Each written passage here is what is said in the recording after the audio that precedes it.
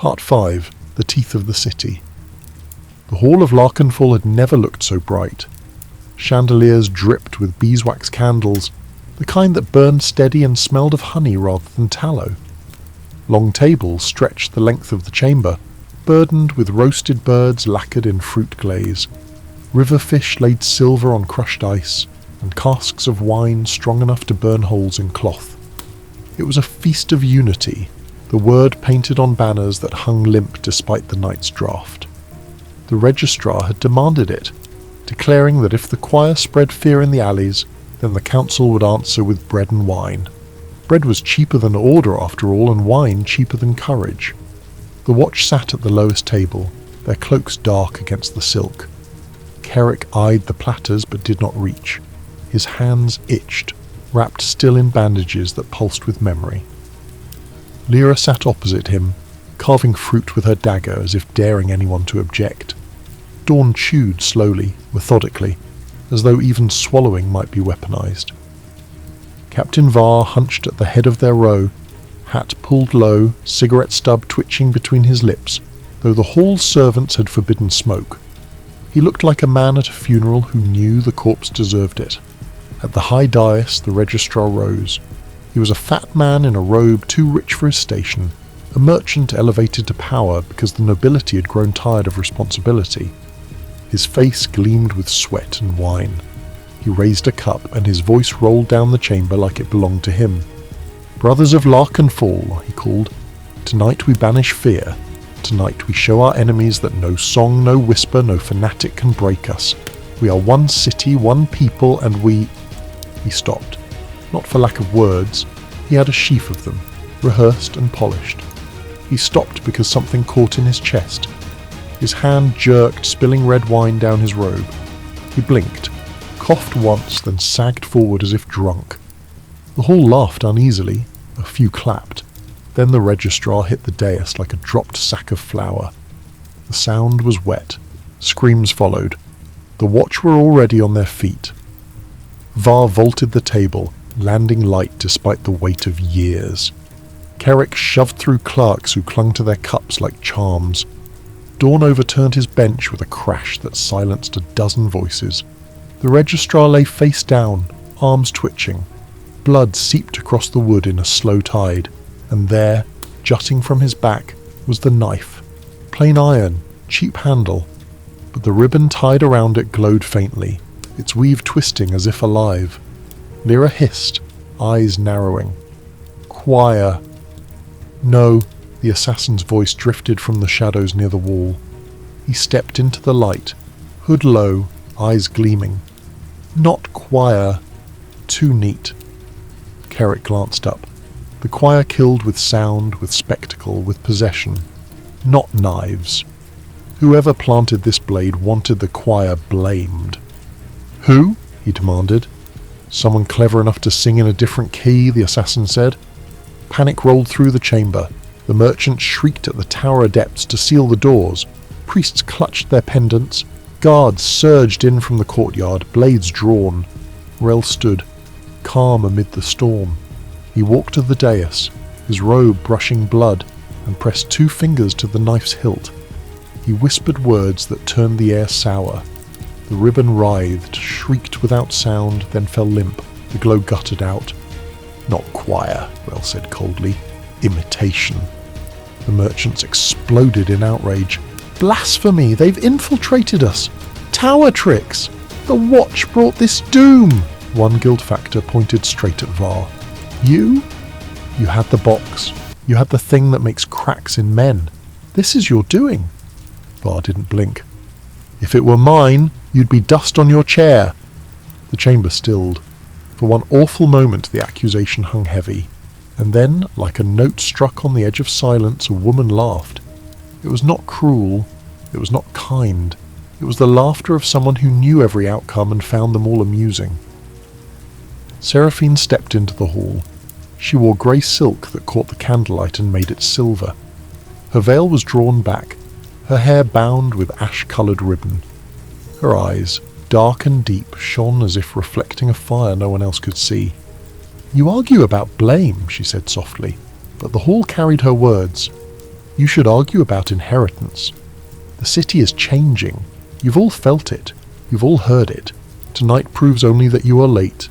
Get her out, the councillor shrieked. Guards! But the guards froze, hands twitching on hilts. The choir's hum rolled in from outside, faint, distant, but enough to thrum in their bones. Seraphine smiled. See? Even your steel waits for the drum. She glided past the tables, eyes flicking to Kerrick. And you. The soldier with the wound. How does it feel, carrying a song in your hand? Does it whisper at night? Does it beg you to aim? Kerrick stiffened, blood roaring in his ears. The bandage itched. The weapon's memory pulsed like a second heartbeat. Leave him, Var snarled. Why? Seraphine asked, voice silk and stone. He's already ours. The choir's hum rose outside, the candles trembled. Rel shouted a word that shattered 3 goblets. Enough! The sound slammed through the chamber, a tower note, precise, an absolute. The choir's hum stuttered, faltered, broke. For a moment, silence. Then Seraphine bowed, mock graceful. Very well. Tonight is yours. Tomorrow, she glanced at Kerrick. We'll speak again. She turned and the shadows closed around her. When the guards surged forward, she was gone. The registrar's body still bled. The knife still jutted, and Unity was as dead as the man who had toasted it. The boy began at the river because everything did. Dawn had not yet torn the fog. The lark ran thick and low, its banks a ragged hem of rotting pilings and black weeds, the waterline tattooed with the city's old diseases. Barges loomed as sleeping beasts under tarps beaded with dew. Rats went about their lawful private business, and in the exchange between water and wood, under the knuckled wharf beams where barnacles cut like teeth, a rhythm woke. Just 2 fingers and a palm on stretched hide. Tap, tap, tap, although the hide was not leather and the drum could not be bought. It was a loop of tin, roughly soldered, with a skin made of something thin and unforgiving that had once been parchment and once been prayer. It was a toy the first minute and an instrument the next, because instruments are only toys that have chosen sides. Tap, tap, tap. The boy stood barefoot on the boards, shivering. He wore a jacket patched twice and then patched again, and his hair was cut with a knife that had wanted to be somewhere else. He beat the drum like he was practicing for nothing important, and the fog listened, and the rats raised their heads from the glut with their whiskers trembling. He did not smile. He did not look up. Children will grin at anything if it is mischief. Children will grin at death because no one has taught them the word. Children in Larkenfall did not grin at drums, not since the posters went up and vanished and went up again. The boy's eyes were already old enough to be a city's. He walked. The alleys laid themselves down. The first to join him was a dockhand limping late to the morning shift. A woman with wrists like cables, and a face that had been broken once and kept the cracks. She turned, blinking, to the 2-finger beat. For a moment she frowned, as if forgetting something, someone. A badge clipped to her breast that told the boats who owned her time. Then her shoulders slackened under the weight of nothing. She fell into step without seeing him, her boots answering his pulse. Tap, tap, tap. Her steps were the tap and the pause was the beat between breaths. Next came boys with sacks of coal dusting their elbows, coughing into rags. They laughed, because boys will, but the laughter slid off, stretched thin, fell to the cobbles like thread cut by a neat pair of shears. They did not reach for the drum. You did not touch it. You did not slow it. You only accompanied it because it had already been beating since before you woke, before you were born, and now you remembered. The boy did not share his name. He had been born with one and lost it in the first winter. Names were tags for clerks and priests and watchmen. A drum was older than that. The choir had found him unremarkable in all the ways that mattered, and then one day remarkable in the only way that did.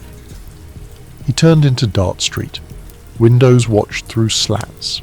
A cat fled his shadow with its tail puffed, then stopped and trotted behind, bewildered. A lamplighter, finishing the last of the dawn snuffs, stood with his pole across his shoulder, mouth open, and then fell in two, the pole still there like a standard. tap, tap, tap, the city tuned itself. Nails trembled in timber. Water in barrels made tiny concentric ripples. Hanged signs swung small degrees. Human hearts adjusted by a breath you could not account for. It was nothing. It was everything. At a window, an old woman held her spoon hovering over porridge cooling to paste. She did not know she was crying until the tear fell, and the porridge took it. Captain, Var had not slept. Grey dawn had dyed his hat the colour of dead pigeons. The ash of his cigarette clung stubbornly, an ancient rite. He stood at the yard's threshold like a man who knew doorways were where stories made the worst mistakes. Lyra came out first, sliding her sheaf of knives into their bored little homes. Hear it? Dawn rose from his bench without a creak. He had slept sitting upright with his helm in his lap and his hands around it like a prayer. A drum, he said. He might have said a storm. Kerrick was last. The bandage at his wrist had a fresh shimmer to it, as if it caught light that had not been invited. He flexed his fingers. The joints answered late, obstinate, as if they'd formed a union. It's clean, he said softly. Nothing clean about it, Var said. It's the right tempo. That's what makes it feel clean. It's a wash, not a bath. All right, move. They moved, and the yard, its broken rafters still mended with rope, its circle chalked thin by boot heels, let them go.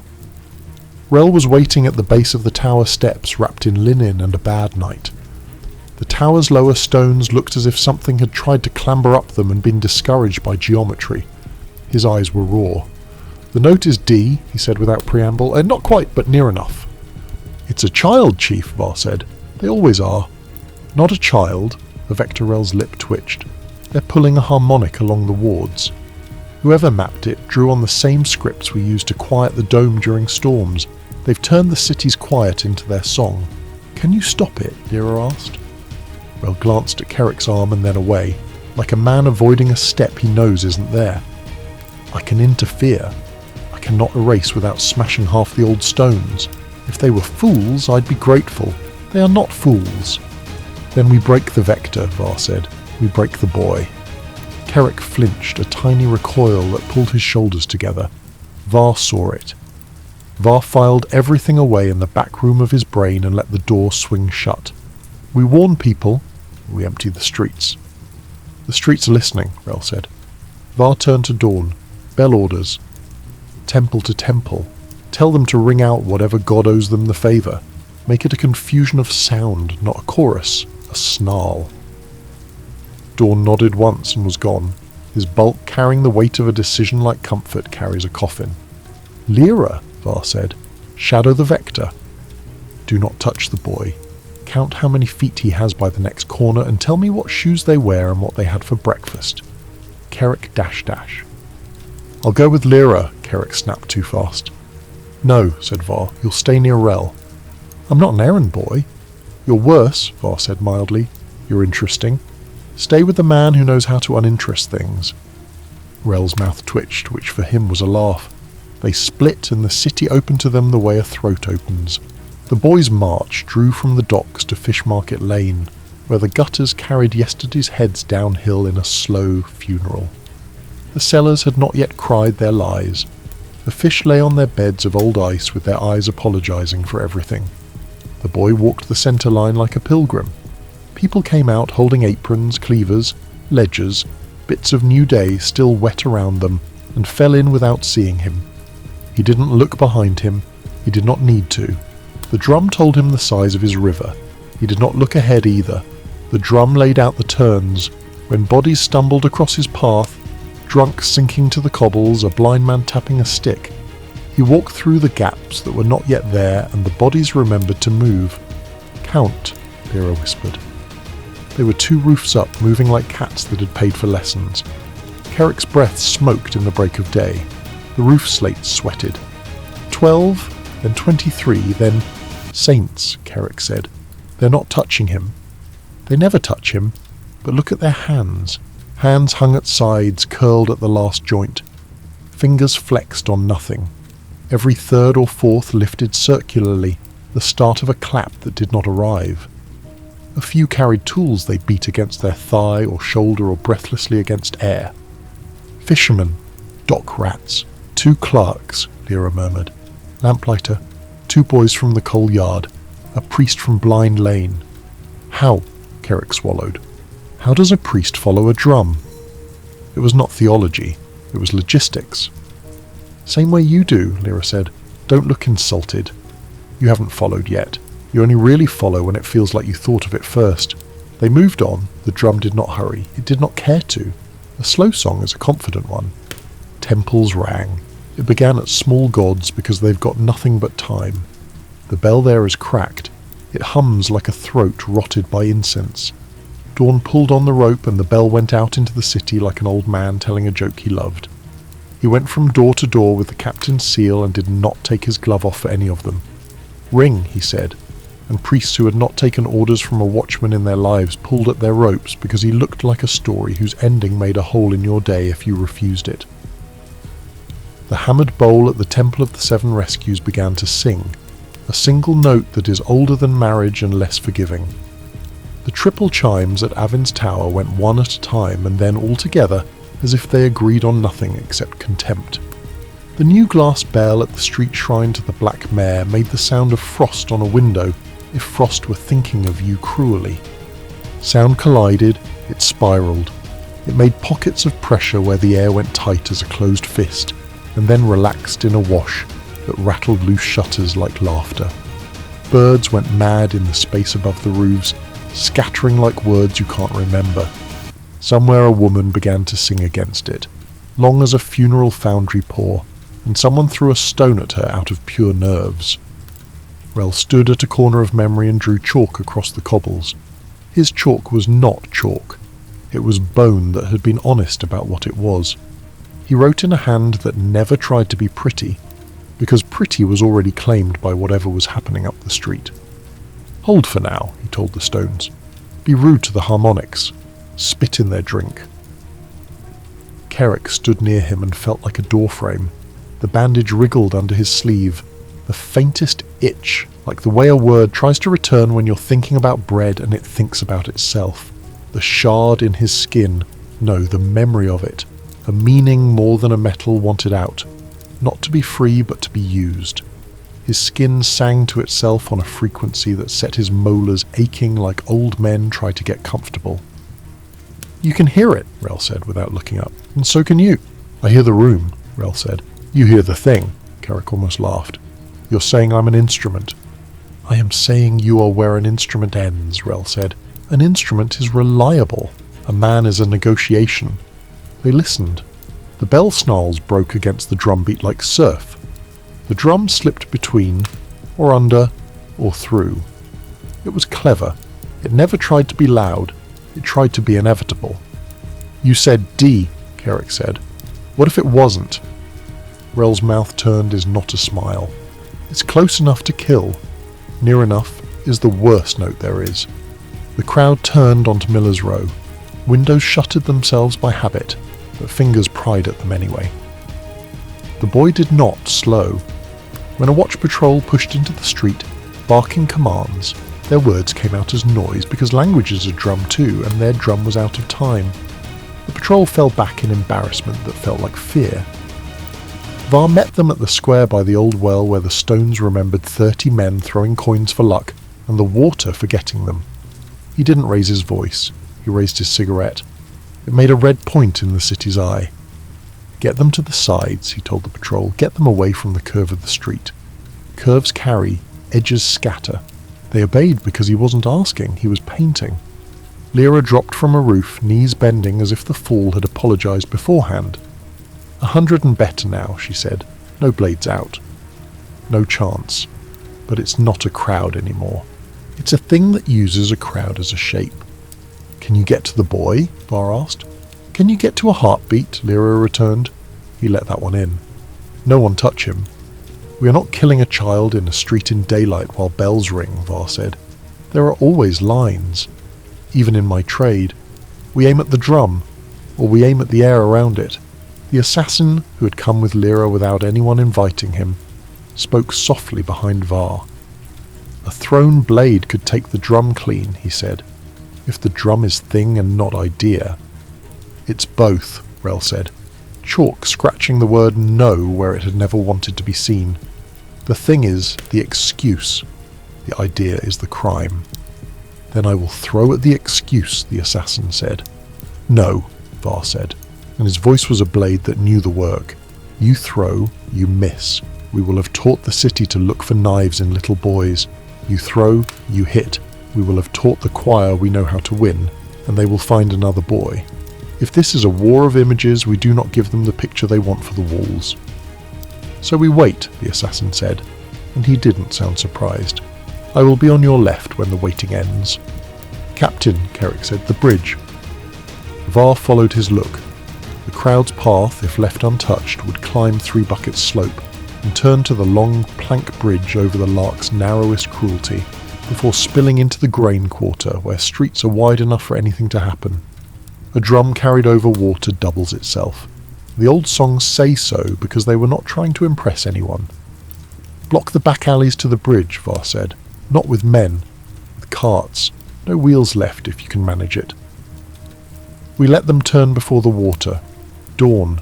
Dawn's helmet lifted in the press. Sir. Take the square with the well as anchor. Stack crates in a crescent, Var said. We make a lip for the wave to break, Dawn grunted. Better if I had men who did not want to dance, he said without complaint. Better if I had sleep, Var said dryly. We work with available miracles. He looked at Carrick then, longer than an order should take. You stay with me, he said at last. If it gets into your head, tell me, and I will hit you stupid. Good, Carrick said, a relief like metal cooling. The drum marched into the square and Quiet made a space for it without moving. The boy's face was not entranced. It was busy. He looked at the world as if he had found a series of small problems with simple solutions, and people were a kind of tool that had been left lying around. His fingers did not blur. They struck and did not strike and let the skin ring for him. He walked at a pace that was not pride and not caution. It was the pace of a man carrying a full bowl through a room where men argue. The first rank of followers entered the square and slowed. The bell noise snarled wider as Rel had asked it. He had drawn 3 cross lines that made the air rub against itself and not enjoy it. Feet misstepped. Shoulders bumped. The thing that used the crowd as a shape faltered, glitched, adjusted. A fisherman's hand lifted as if to wipe a brow and found the brow further away than it recalled. Hold, Var said, as if anyone could disobey. Hold. The boy stepped into Rel's chalk. The drum choked, not fully, not loudly. But Carrick felt it like a cough in a lover, one light missummoning of breath in a place where breath should not have questions. The sound came back, brittle around the edges.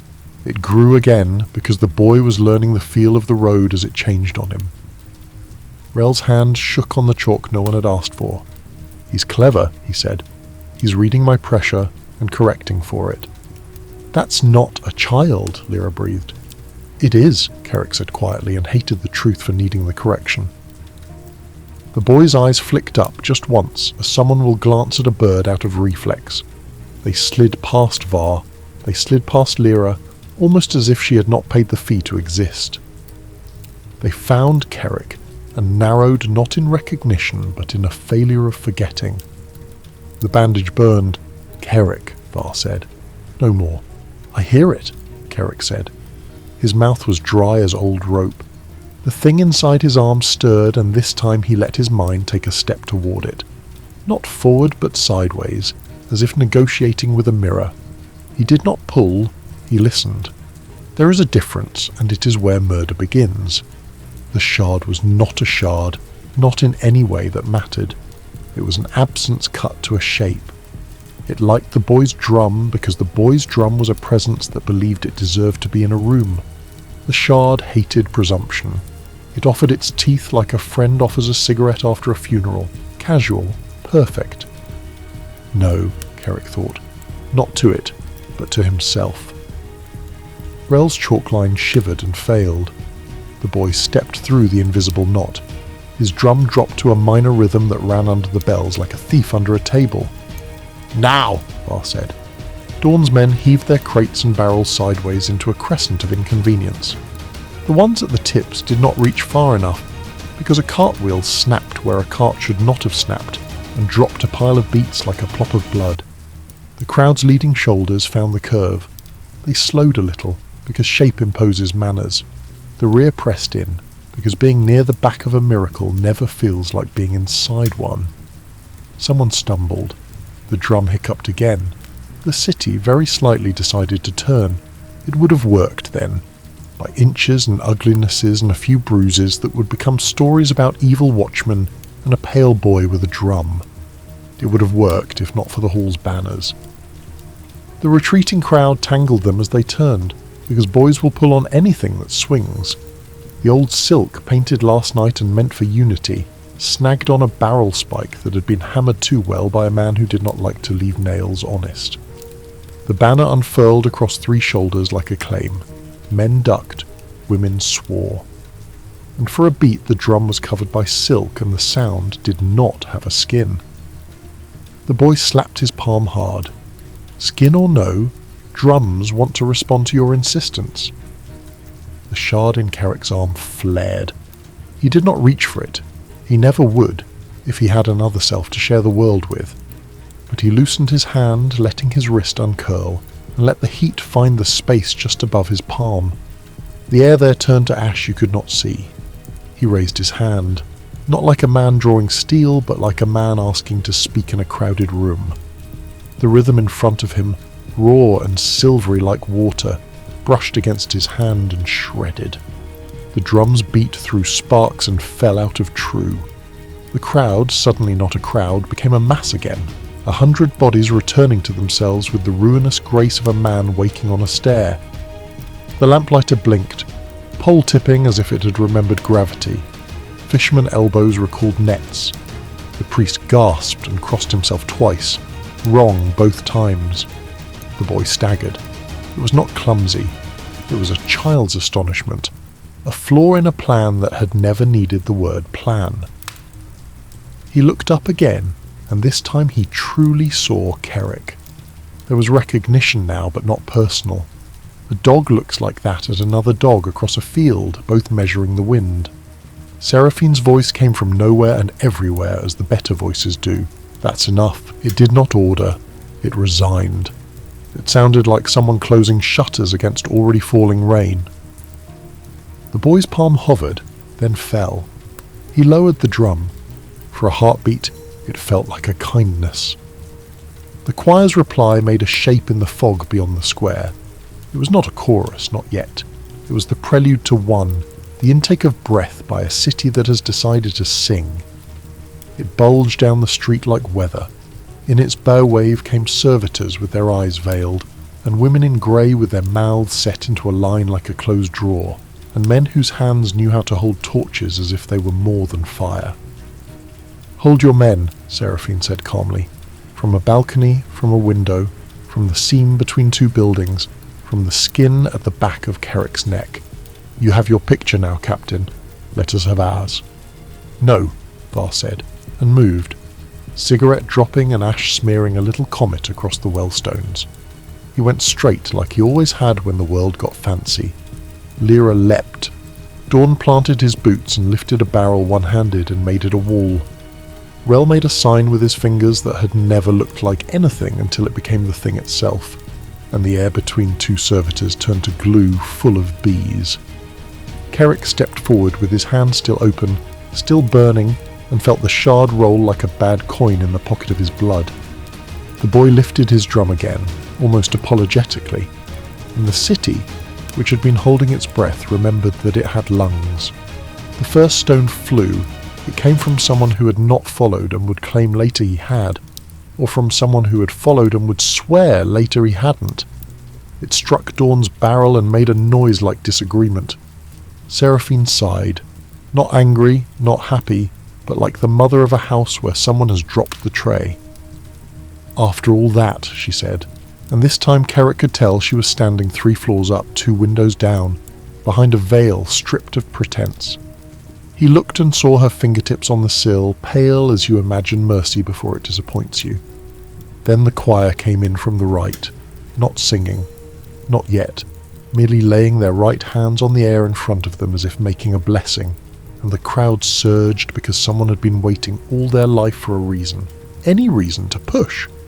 For a long second nothing truly broke, everything simply decided it might. Var reached the boy. Kerrick saw the captain's hand, not striking, not gentle, close on the hoop of the drum like a man taking the wheel of a coach from a driver who is dozing.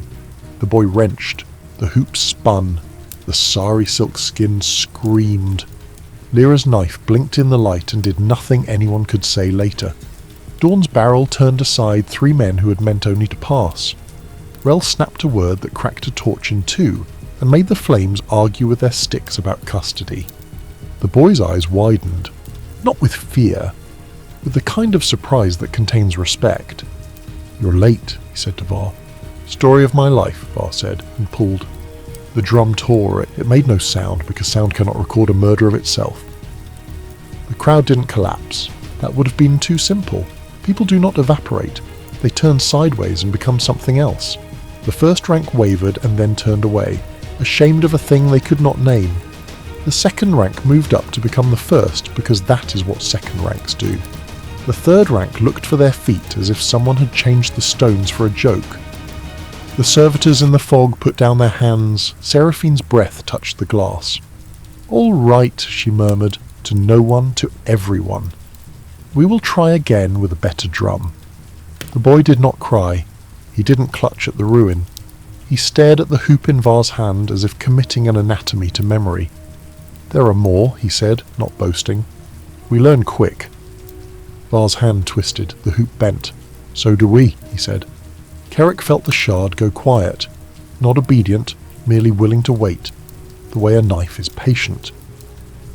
The bells along the hill rang with renewed ferocity, as if temples could tell when a city has managed not to break for one more minute. The wellstones sweated. The old banners lay in the gutter like skins someone had grown out of in a night. "What now?" Lyra said, coming to Var's shoulder with the dance still in her legs. "Now we get everyone out of here," Var said. "Rel closes this road for the day with a word that means no in 5 languages. Dawn walks the boy home. Kerrick dash. Yes. You bring your hand to the tower. Rel will wrap something around it until it can't hear itself think." "That will be a novelty," Rel said grimly. "And Seraphine?" Lyra asked, gaze already threading the lines to a grey veil. Var looked up. The window he wanted was empty, as such windows always are. "She didn't come to win," he said. "She came to watch the shape of us when we thought we might." "And what shape are we?" Kerrick asked, too tired to avoid the philosophy. Var put the broken hoop under his arm like a rolled-up map of a country you meant to visit and never did. He lit another cigarette, the flame shaking only because the match did. "Untidy," he said. "My favourite kind." The fog recoiled slightly down the street. The choir withdrew, not with the taste of defeat, but with the palate of a chef who has learned your preference. The square exhaled. People stared at one another and found strangers who looked like them. The boy watched Var smoke and coughed once politely. "It will make you die," he said. "Everything does," Var replied, "if you wait." Dawn's big hand settled on the boy's shoulder, not unkind, not like iron. "We'll walk," he rumbled. "You will not talk to me. I will not talk to you. When we reach where you are meant to go, you will go. If anyone sings on the way, I will make them chew the song." The boy considered this with the solemn pragmatism of the poor. "All right," he said. Rel snapped his chalk in half and pocketed both pieces as if they might be needed later separately. "Captain," he said low, "the choir will answer this. They will not accept a lesson without a reply." "They will demonstrate," Var said. "Let them. We'll be ready to learn the next one the hard way." Kerrick looked down at his bandaged wrist. It had gone quiet. That worried him more than the burn. Silence is only clean if it arrived honestly. Seraphine's last word came not from a window and not from the fog, but from a voice behind him that turned out to be no one's. "Tell your—" A pause. "Weapon that we're not enemies. We are only 2 hands on 1 metronome arguing over tempo." Kerrick did not answer her. The answer was in the way he closed his hand and felt absolutely nothing answer back. For now. The watch set about the work worse than war and better than any song. The cleaning up, the sending home, the writing of names on a page no one would read later except to blame someone else. Crates were rolled, banners folded damp, a stone returned to the well's lip. The sun came up the rest of the way as if grudgingly. "What did we win?" Lyra asked when the square was a place again. Var started walking, the hoop creaked under his arm. "A morning," he said. He did not have to add, "We'll spend it." The morning should have been ordinary. Children ought to have been splashing in the puddles left from last night's drizzle, merchants opening their shutters with the familiar curses, bells clanging the city awake with promises of bread and debt. Instead, the streets murmured, not with words, not even with drums, yet, but with a restlessness, a tremor in the air like a held breath waiting to break. The boy with the drum was gone, spirited off under dawn's broad shadow and watched by Lyra until he disappeared into Lime Court. But absence didn't silence the rhythm. Absence only made the stones hum louder, as if the city itself had rehearsed the beat and now performed it without needing the child. Everywhere people twitched. A fishmonger banged his knife twice on the table before realizing he had done it in time with nothing. The girl clapped once, twice, then froze, staring at her palms. Even horses stamped their hooves unevenly, as if counting something unseen. Kerrick felt it worst in his bones. He walked Candle Court again, spear in hand, though no order had sent him. His wrist itched under its bandage, a low burn that didn't stop. Each step echoed tap, tap, tap in his skull until the sound of his own boots was a mockery. He tried humming an old soldier's cadence to drown it out. It lasted 3 lines before the cadence bent, unwilling, into the choir's rhythm. He spat into the gutter, as if spit might be a curse stronger than theirs. At the yard, Var leaned over a rough map of the city. Circles were drawn, spirals etched where incidents had spread. Rel's chalkwork had left smears of bone-white dust across the wood. Lyra perched on a stool, sharpening a knife with a rhythm that didn't match the drum, stubbornly offbeat. "They're not gathering in one place," Rel said. "They're gathering in all places at once. Each ward hums, each street waits. The choir don't want a riot. They want a choir. One voice, 1,000 throats." "Then we break their lungs," Var said. He tapped the map with a knuckle, cigarette clamped between teeth. "These 3 markets. These 2 squares. We flood them with bells, horns, noise of any kind. I don't care if it's men banging pots. Anything but silence." "Noise doesn't kill rhythm," Kerrick said from the doorway. "It hides it for a while. Then rhythm comes back sharper, cleaner." Everyone looked at him. Var's eyes narrowed. "You've been listening too close." "I don't choose it," Kerrick snapped louder than intended. "It's in me. You told me not to follow the boy. I didn't. But the city follows me now." The silence after that was thick. Even the knives stilled. Finally Lyra said, "Then we use you. A lure. If the choir wants what's in your blood, let them chase it. And when they do, we cut their throat." Var didn't like it, his mouth tightening like a rope on a pulley, but he didn't dismiss it either. "We'll see," he muttered. "We'll see what picture they want us in." By noon the city boiled. Crowds filled the council green again, though no boy led them this time. They came in 2s and 3s, muttering, falling into step without realizing it. Some carried knives. Some carried nothing but empty hands, which can be worse when the wrong song teaches them how to hold the air.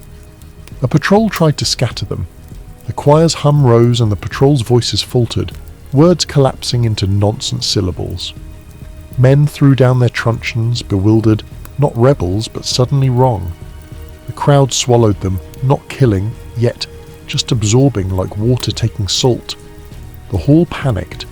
Councillors screamed for order, for soldiers, for executions. Merchants demanded protection for warehouses. Priests argued whose gods owned the song, some insisting it was prophecy, others that it was blasphemy. And above them all, Seraphine's voice carried from balcony to balcony, never the same place twice.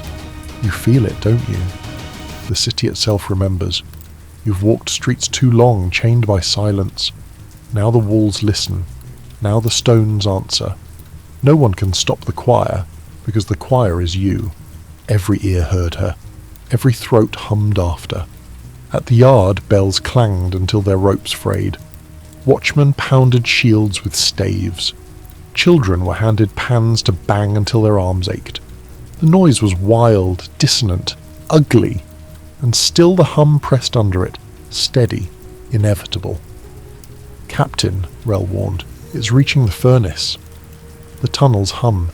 If the choir gets there, if they bend the forge to their rhythm, there won't be a city left to save. Var ground his cigarette out on the map. Then we march before they do. Tonight. Tonight? Lyra asked. We'll be walking into the teeth of every zealot with ears. Var's grin was thin, like a scar that had learned to enjoy itself. Good. I'd hate to die bored. On his way to his bunk, Carrick paused at the cracked mirror in the hall. He lifted the bandage. The scar beneath pulsed faintly, like a spiral burned into flesh. For a moment, just a moment, he imagined lifting the weapon again, feeling it buck against his palm, hearing the clean crack that ended distance in an instant. It whispered, not words but a promise. One shot, just one. End the hum, end the waiting. His fist closed until his nails bit flesh. Not mine, he muttered. Never mine. But his reflection smiled anyway. The vault sweated, not with water, though the river ran just overhead, its damp breath pressed against stone, but with something heavier, a condensation of will and memory that stuck to the skin like oil. The pedestal in the centre of the chamber was bare now, its stone scarred where the chest had stood. The chest itself lay against the wall, blackened, warped, and useless. What it had once contained no longer needed a container. The weapon sat on the floor wrapped in 3 layers of oiled leather and iron wire. Yet even bound, it shifted faintly, as if a heartbeat pulsed inside the wrappings. Sand that had been poured into the seams hissed, sliding away as though it refused to touch the thing any longer. Ham stood over it like a guard over a chained wolf.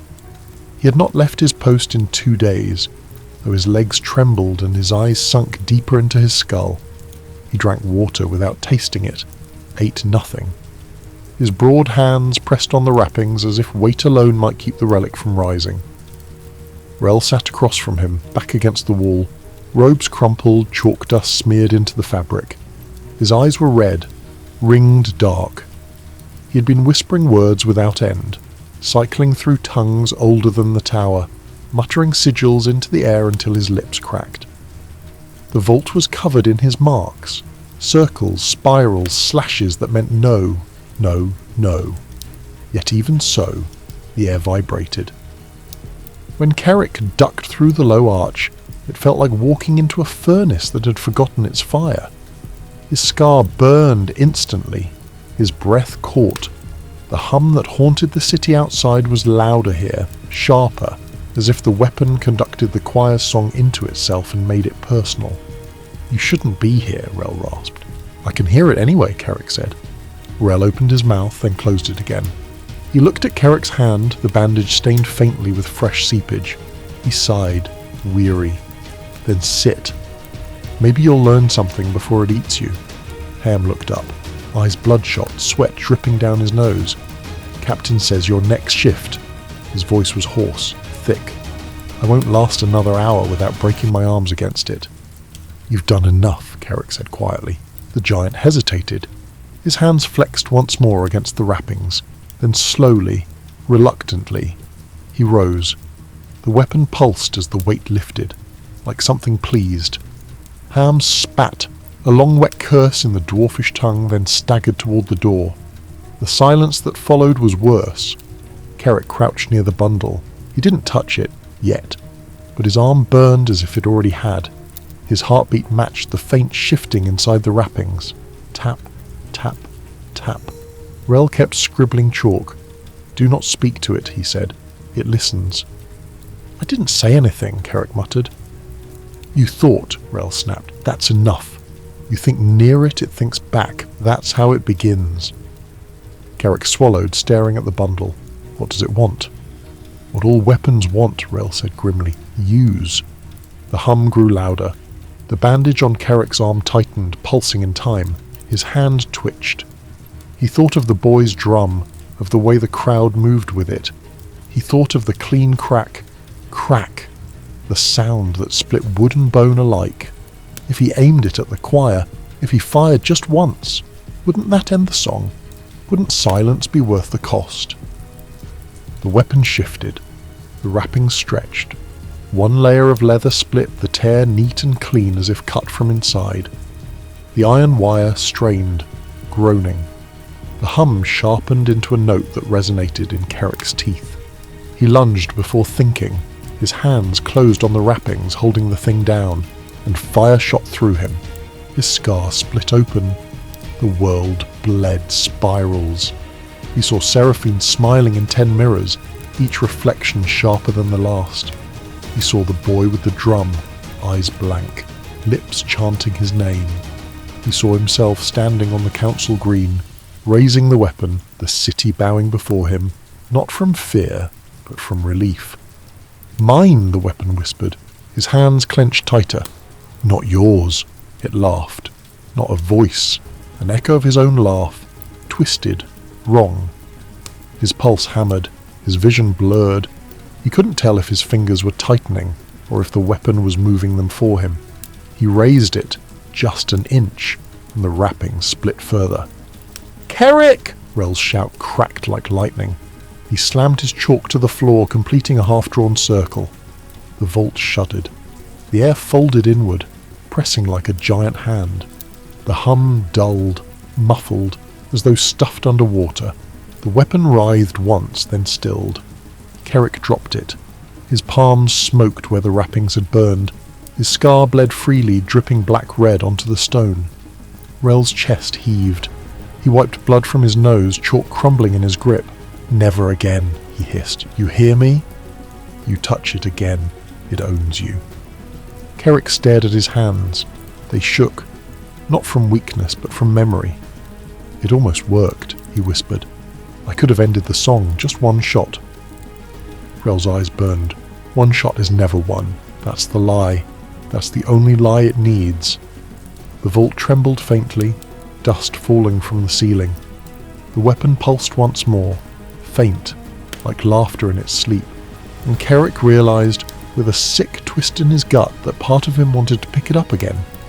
Dawn came late and colourless. A smear of pewter dragged across the roofs. By the time the light reached the council green, it found a forest of bodies already there, dock-worn, mill-chafed, soot-salted, pressing inward along the avenues like tides through piers. Someone had chalked sigils on the cobbles during the night, wheels within wheels, eyes without lids, the slashed crescents that meant "hear us." By mid-morning, shoe soles had ground them into an ashy mist. They had come in family knots and guild clusters, in knots of gang boys with knuckle cords and old women with prayer strings. They came because the song had called. It drifted along the masonry like wood smoke, the choir's low pulse, the boy's drum. No words, not really. Words would have made it ordinary. This was pressure, a weather of the mind. Stand long enough in it and your breath learned to keep time. Your eyes learned to look the same direction. Seraphine Cross moved along the periphery in a plain cloak, hood up, one hand in the crook of a scarred mercenary's arm. Not because she needed the escort, but because it gave her motion a purpose others could recognize. She wanted to be seen, and she did not. It was a fine razor to dance on. "Too many," the mercenary muttered. A grey sword cut tugged his upper lip crooked as if every syllable cost him a stitch. "You can't turn this." "I don't mean to turn it," she said. "I mean to aim it," he grunted. "At who?" "At whoever thinks they own it." Her gaze slid over the ranks of robed choristers stationed like anchor stones through the crowd, each with a small drum slung low, each with eyes already far away. The council had ringed their green with soldiery and polished boots, the first rank glittering with polished plates borrowed from the hall's glass cases. The second rank wore boiled leather and grimness, pikes, halberds, boarding axes. Banners drooped in the damp air. Above the tree line of helms, the weather vanes of the neighbouring manses showed one another their iron tails and pretended to be unconcerned. The watch held the gate mouths and alley mouths. They looked like crows among swans, dull, underpaid, inconvenient, yet the crowd listened to the watch in ways they never would to men in gold. That was part of the city's old bargain with itself. We will suffer the ones we cannot stand so long as we may ignore the ones we despise. Kerrick stood at the north arch beneath a stone lion whose nose had weathered away. He'd slept an hour perhaps after the vault, if the panicked jolts between memory and heartbeat counted as sleep. The bandage under his sleeve had stuck to his skin. The wound wept like something with a right to complain. He rolled his shoulders, counted his breath, and felt the absence of the weapon like a missing tooth he kept tonguing. Crowds thick to the fountain and seeding into Weld Lane, Nessa reported, sliding in beside him. She had a boot knife in her sleeve and soot across one cheek like the dregs of a blessing. If the drums lift, they'll move as one body. They're already one body, Kerrick said. They just haven't agreed on a direction. Architecture won't help them, she said bleakly. The green was laid to bleed fast. 6 streets out. They'll flood the jewellery quarter and the dye halls first, then the hall. He looked at her. You sound like you've walked it in your head. Twice. She glanced past him, down the line where Holm loomed like a tree. Rel says the air's thinner today. Less friction between minds, he called it. You tell me what that means. It means if it starts, it will start everywhere. As if to prove him wrong, or prove him too right. The nearest drum sounded. 1 beat. Just one. A test tap. A fisherman touching the line. Heads turned the way birds do when a hawk's shadow slides over. The boy stood on the low plinth where jurists once read verdicts. Drum against his hip, sticks balanced in loose fingers. He couldn't be more than 16. His hair lay flat and very dark in the damp. His eyes were the colour of the river when it hides its bottom. Rel had said, "It's not one mind. It's many minds tuned the same. He hosts the key, that's all, as if keys were not power." A murmur rippled through the crowd. Not words, consent. People yielded their focus into the space around the boy the way they yield to sleep, reluctantly then gratefully. The robed choristers lifted their heads as one, sticks rose. Kerrick lifted a hand. Hold. His line of watchers held. The council soldiers 2 ranks inward did not move either. They had orders not to escalate. Orders stood a good chance of surviving as long as the first stone did not fly. A woman at the fore, a weaver by the callus on her thumb, a mother by the grip on the boy at her side, met Kerrick's gaze. There was hope in it. Not hope for herself. That had been boiled out. Hope for something that wouldn't make this worse. Let them sing, she whispered, as if she had read his mind. They'll sing it out of themselves. It's how you do with fever. He wanted to tell her that this fever liked its host. On the hall portico, councillors bled out like beetles from under a log, clustering in stiff little groups. The Chancellor had chosen a new robe without wine stains. His ring-crowded hands made slow circles as if worried about the weather. 2 of the Sable Brotherhood lounged under a rain awning as if they did not own the city but merely borrowed it like a cloak. Seraphine's hood shadowed her smile. She could feel the choir in her bones like a cat feels thunder, a rise of fur, a pleasure that was almost fear. She pressed her palm to the mercenary's sleeve. "We're ready." He nodded and vanished into the crowd. He was a door that opened only one way. Harm took a step closer to Kerrick. If it's to break, better it breaks while we're close. "Nothing's breaking," Kerrick said automatically. The drums moved as one. 3 strikes, widely spaced, carrion crows hopping across a field. Silence widened, then closed behind them. 3 more. The pattern shifted minutely and the crowd shifted with it, shoulder to shoulder, breath to breath, a tide pulling against old pilings inside the skull. Rel's voice sounded behind Kerrick without any of the ritual poise he used in the tower. It's keyed to the city's own rhythms. Tithing bells, shift whistles, guard changes. The drum is borrowing the timetable of everything we've built. "How do you stop a timetable?" Nessa asked. "You take away the clock," Rel said, grim. or break the drum. Kerrick's gaze slid to the boy, so small across a sea of heads, so clear.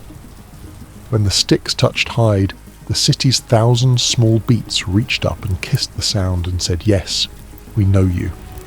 "The hall," Ham rumbled. Kerrick followed his chin. The councillors had moved to the rail of the portico. They had brought a standard wrought in the old style and hung it across the marble, a black tower stitched on grey, a white key crossing it. The dog of the city at its feet tongue out as if it panted for masters. A third sound entered the field. Horns, thin and ceremonial, cultivated in the school of music and useless against weather. A file of pages in liveries too clean pushed forward to the top of the stairs. The chamberlain followed, a scroll-case cradle like a child. He lifted his hand for quiet, as if quiet were a fish he might take from the air. The drums answered. Boom, boom, boom, no hurry, no rage, the promise of both. The crowd bent, not down, not yet, a sway. Kerrick felt the watchline take a collective half-step backward without moving their boots. Nessa hissed the way stable cats do when a shed door blows open. The boy raised his sticks to his shoulders. He did not shout. No voice of a demagogue. When he spoke, it was almost conversational, the way you talk to someone in a pew between hymns. "We are here." 100,000 mouths answered without words. "We learned your law," he said. "We learned the turns and tithes and measures. We learned the hours. We gave you our hands. We are here." He did not say you owe us. He let the word form inside every throat. A courier in city blue came slipping along the watchline like a fish avoiding nets. He pressed a folded order into Kerrick's hand and fled before it could be refused. Kerrick did not need to read it. He could feel the ink through the paper, hold the lines, protect the hall, prevent the breach. So many ways to say die slowly. From the south arch, a press of bodies swelled suddenly. Kerrick's head snapped in that direction. The tangle at the edge of the green had thickened around a lamplighter's cart. It wasn't a fight so much as a decision. Men and women had mounted the cart and were pulling off the shutters with a quiet, patient efficiency like workers stripping a loom. "Seraphine?" Nessa breathed. Kerrick didn't answer. He recognised two of the men, the mercenary with the scarred lip, the picklock who'd once tried to sell him the key to his own office as a joke. They were passing the shutters hand over hand, a wooden chain, building a low barricade along the lip of the green.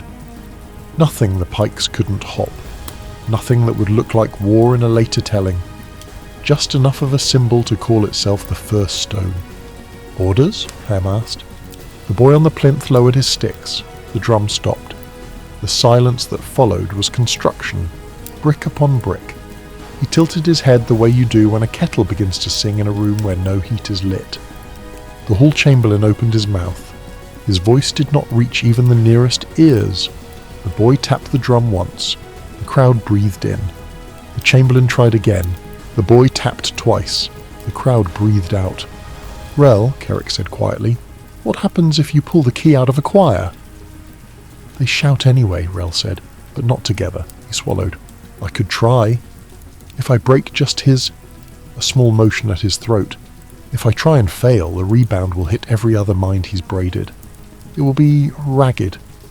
"Define ragged," Nessa said, "the way a dress tears when you fall downstairs and keep falling." "Bad then," Nessa said. "Bad," Rel agreed. The mercenary line had reached the east end of the green. Their low barricade made a crooked jaw. It did not menace the hall, it menaced the exits. "Captain," Harm said softly, "I see it." "Then we move."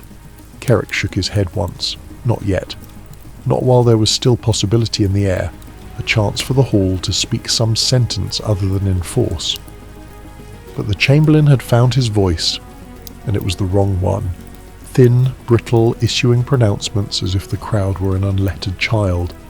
"The council invites representatives of the dash dash. Petitioners." The words fell like dust on oil. The drums ignored them. The crowd ignored them. A woman at the front retied the scarf under her jaw and looked at the boy as if he were a weather sign.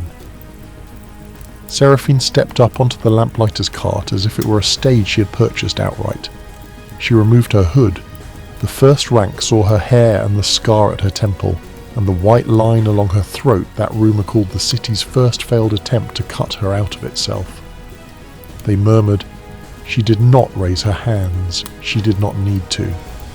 "Good morning," she said, and sent the greeting travelling through the crowd like a thrown stone that never landed, only rippled. "We're here to keep our promise to one another. We said we would not be alone in our hunger. We keep that.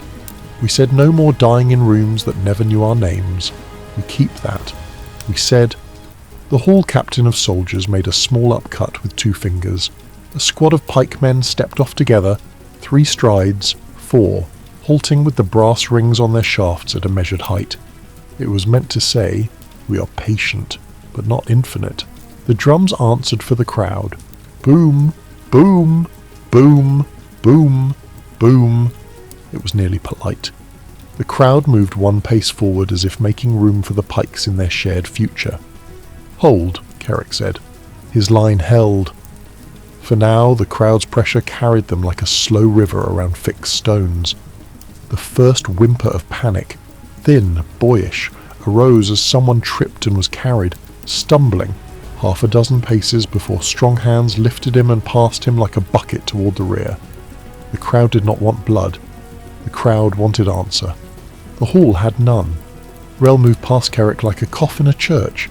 He made a small space for himself 5 paces inside the arch, and chalked 3 swift marks on the stones with an economy that would break the hearts of apprentices. He did not look at the boy. He looked at the drum. He drew a circle small enough to be mistaken for a shoe scuff. "Forgive me," he said softly and touched chalk to skin. Sound folded.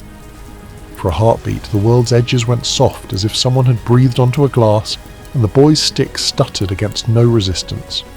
The drum's head did not ring. It received and kept. The strike did not return. The crowd's breath tripped. The boy blinked and looked down, the first private movement he had made all morning. His mouth parted. He struck again, and again the sound went in and did not come out. The air tasted of sheep fat and old paper. Rel's hands trembled. A vein in his temple jumped. "Now?" Nessa asked. Carrick didn't answer.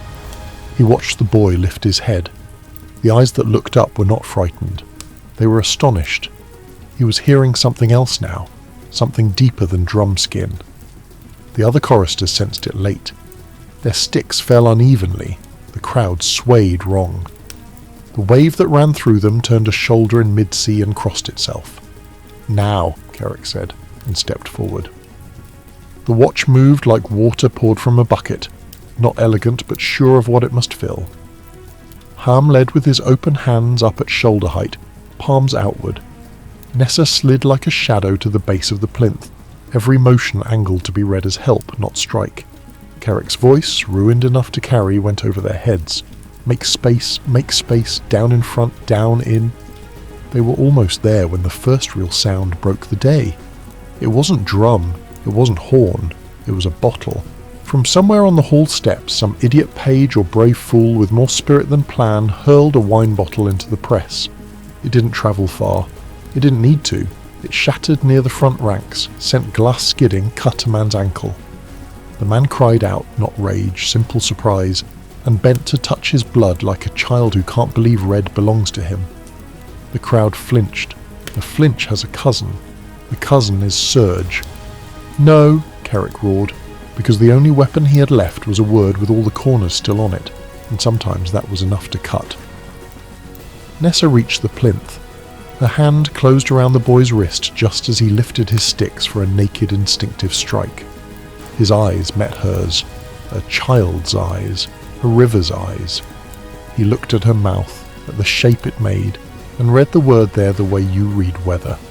"Please." The boy hesitated. Rel's chalk burned down to his fingernails. The circle shivered. The drum took a breath. Seraphine's mercenary drew a knife. He wasn't close to Nessa or the boy. He was 20 paces away near the lamplighter's cart. His blade did not turn their way. He cut the line that bound the shutters in place. He kicked the cart. He spilled the mouths of 3 oil jars under the wheels. It wasn't plan. It was arrangement. The oil ran with vicious grace between cobbles. and found ancient ruts no broom had healed in 200 years. It spread like a thought you tell yourself you won't have again and do. "Fire?" Seraphine said softly without raising her voice to no one and everyone. A spark leapt from somewhere. Sparks always do. It guttered, died, caught again, lived small, then larger, then found the edge of the oil and smiled. Hum moved first.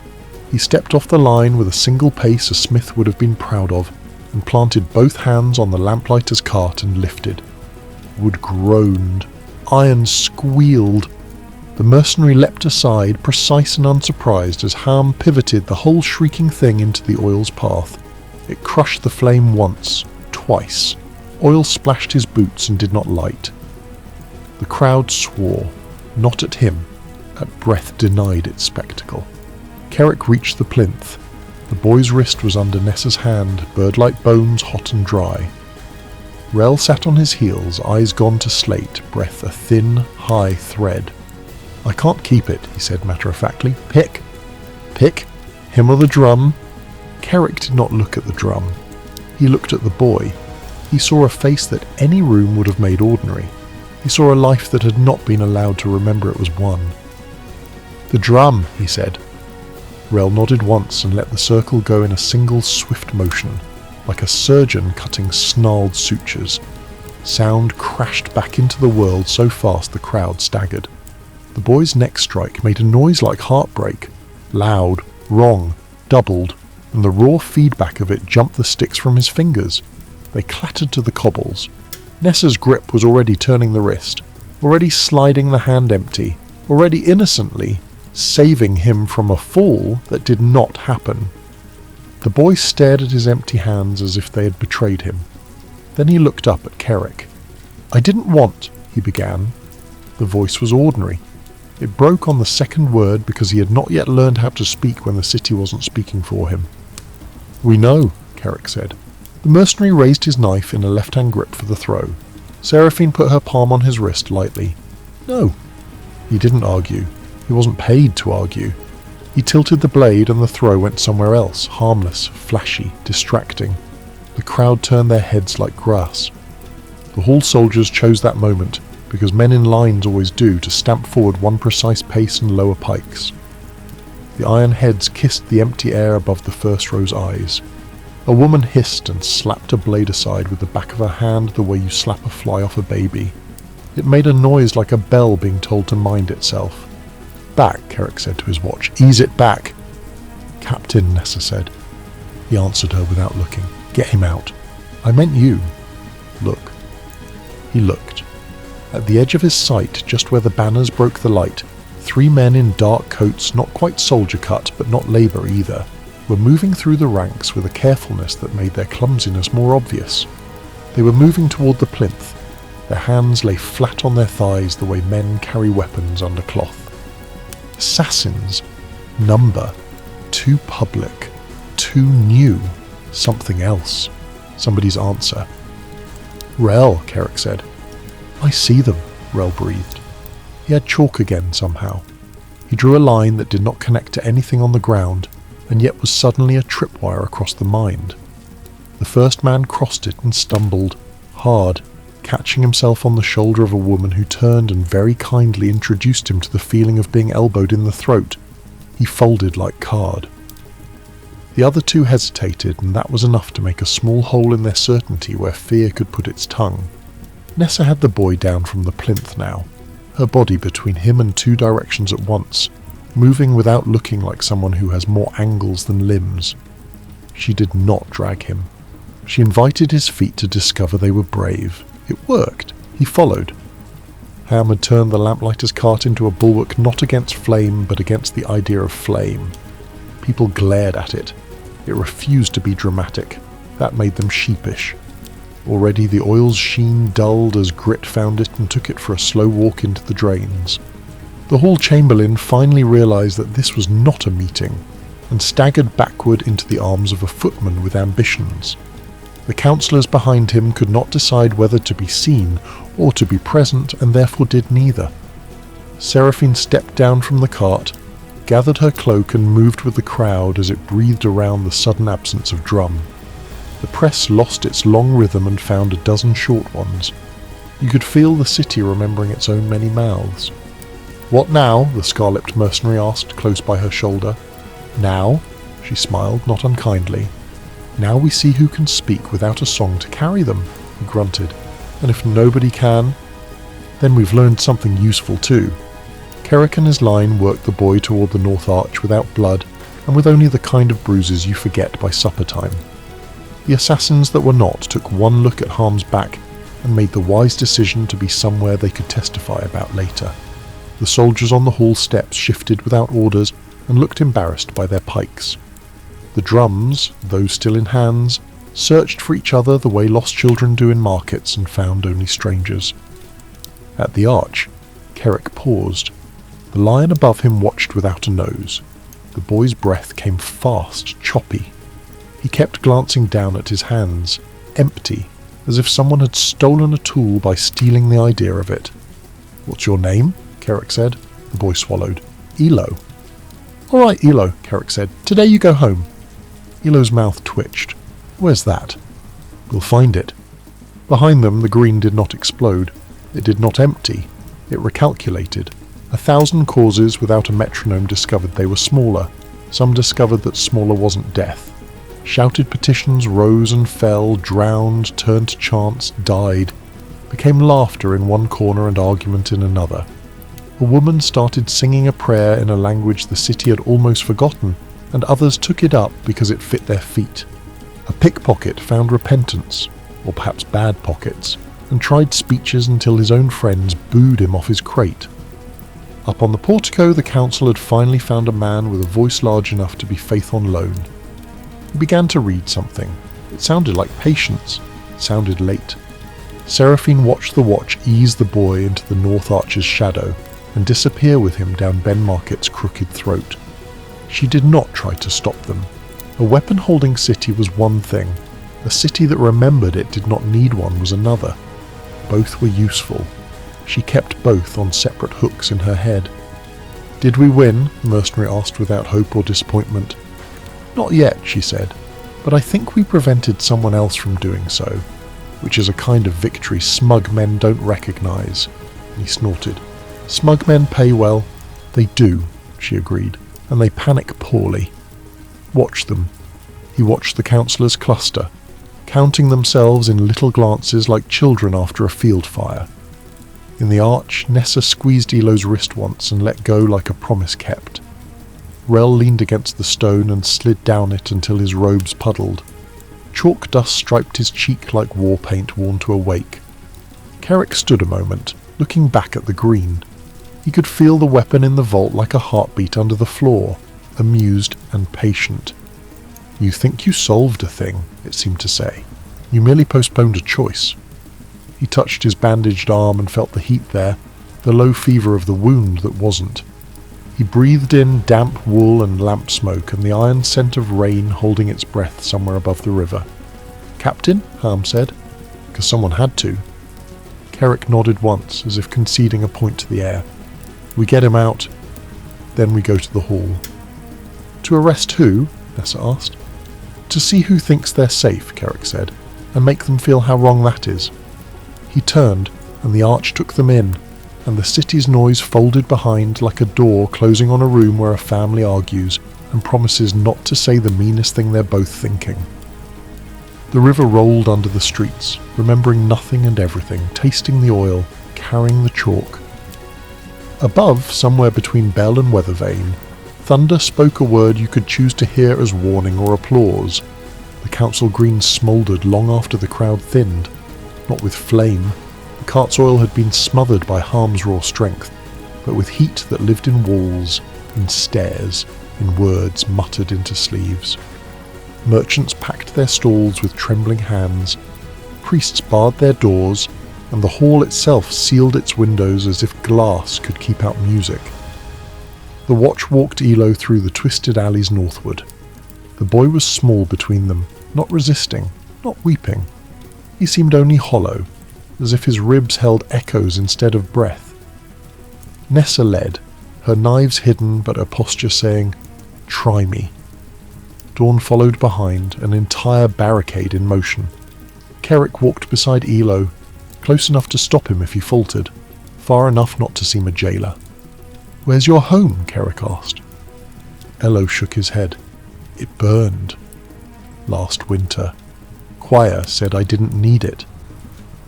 His voice was flat, like he was repeating someone else's truth. "You need something," Kerrick said. The boy's lips trembled, but he did not answer. Rel staggered with them, his chalk hand limp, his other clutching his robe closed against the damp wind. "He's not finished," the tower adept murmured. "The choir will reclaim him." "You don't walk away from a tether so easily," Kerrick ground his teeth. "Then we cut the tether." "Cut it wrong," Rel rasped, "and you bleed him instead." They moved deeper into the quarter, the river's stink rising through the paving stones. Cats slunk along fences, ears flat. Doors shut as they passed, and then the bells rang again. Not the shrill clangour of temple bronze, but slow, heavy tolls from the hall itself. 1, 2, 3. Pausing long enough between each for the sound to settle into marrow. Summons bells, summoning everyone, Nessa swore under her breath. "They're calling council," Rel nodded grimly. "A trial, or a show. They'll want Elo." "They'll want the watch," Rel corrected. "A scapegoat large enough to make them feel sovereign again." The hall's great chamber was already thick when they arrived. Councillors, guild factors, priests, mercenaries. Guards lined the walls with halberds, faces pale. The green beyond still muttered like a beast denied meat. At the centre stood the broken plinth from which Elo had drummed. It had been dragged here, set before the dais as evidence. The boy stared at it, wide-eyed, as if it might begin beating on its own. The Chancellor rose. His robe gleamed freshly laundered, his voice carefully calm. "We face sedition. We face madness. We face the choir.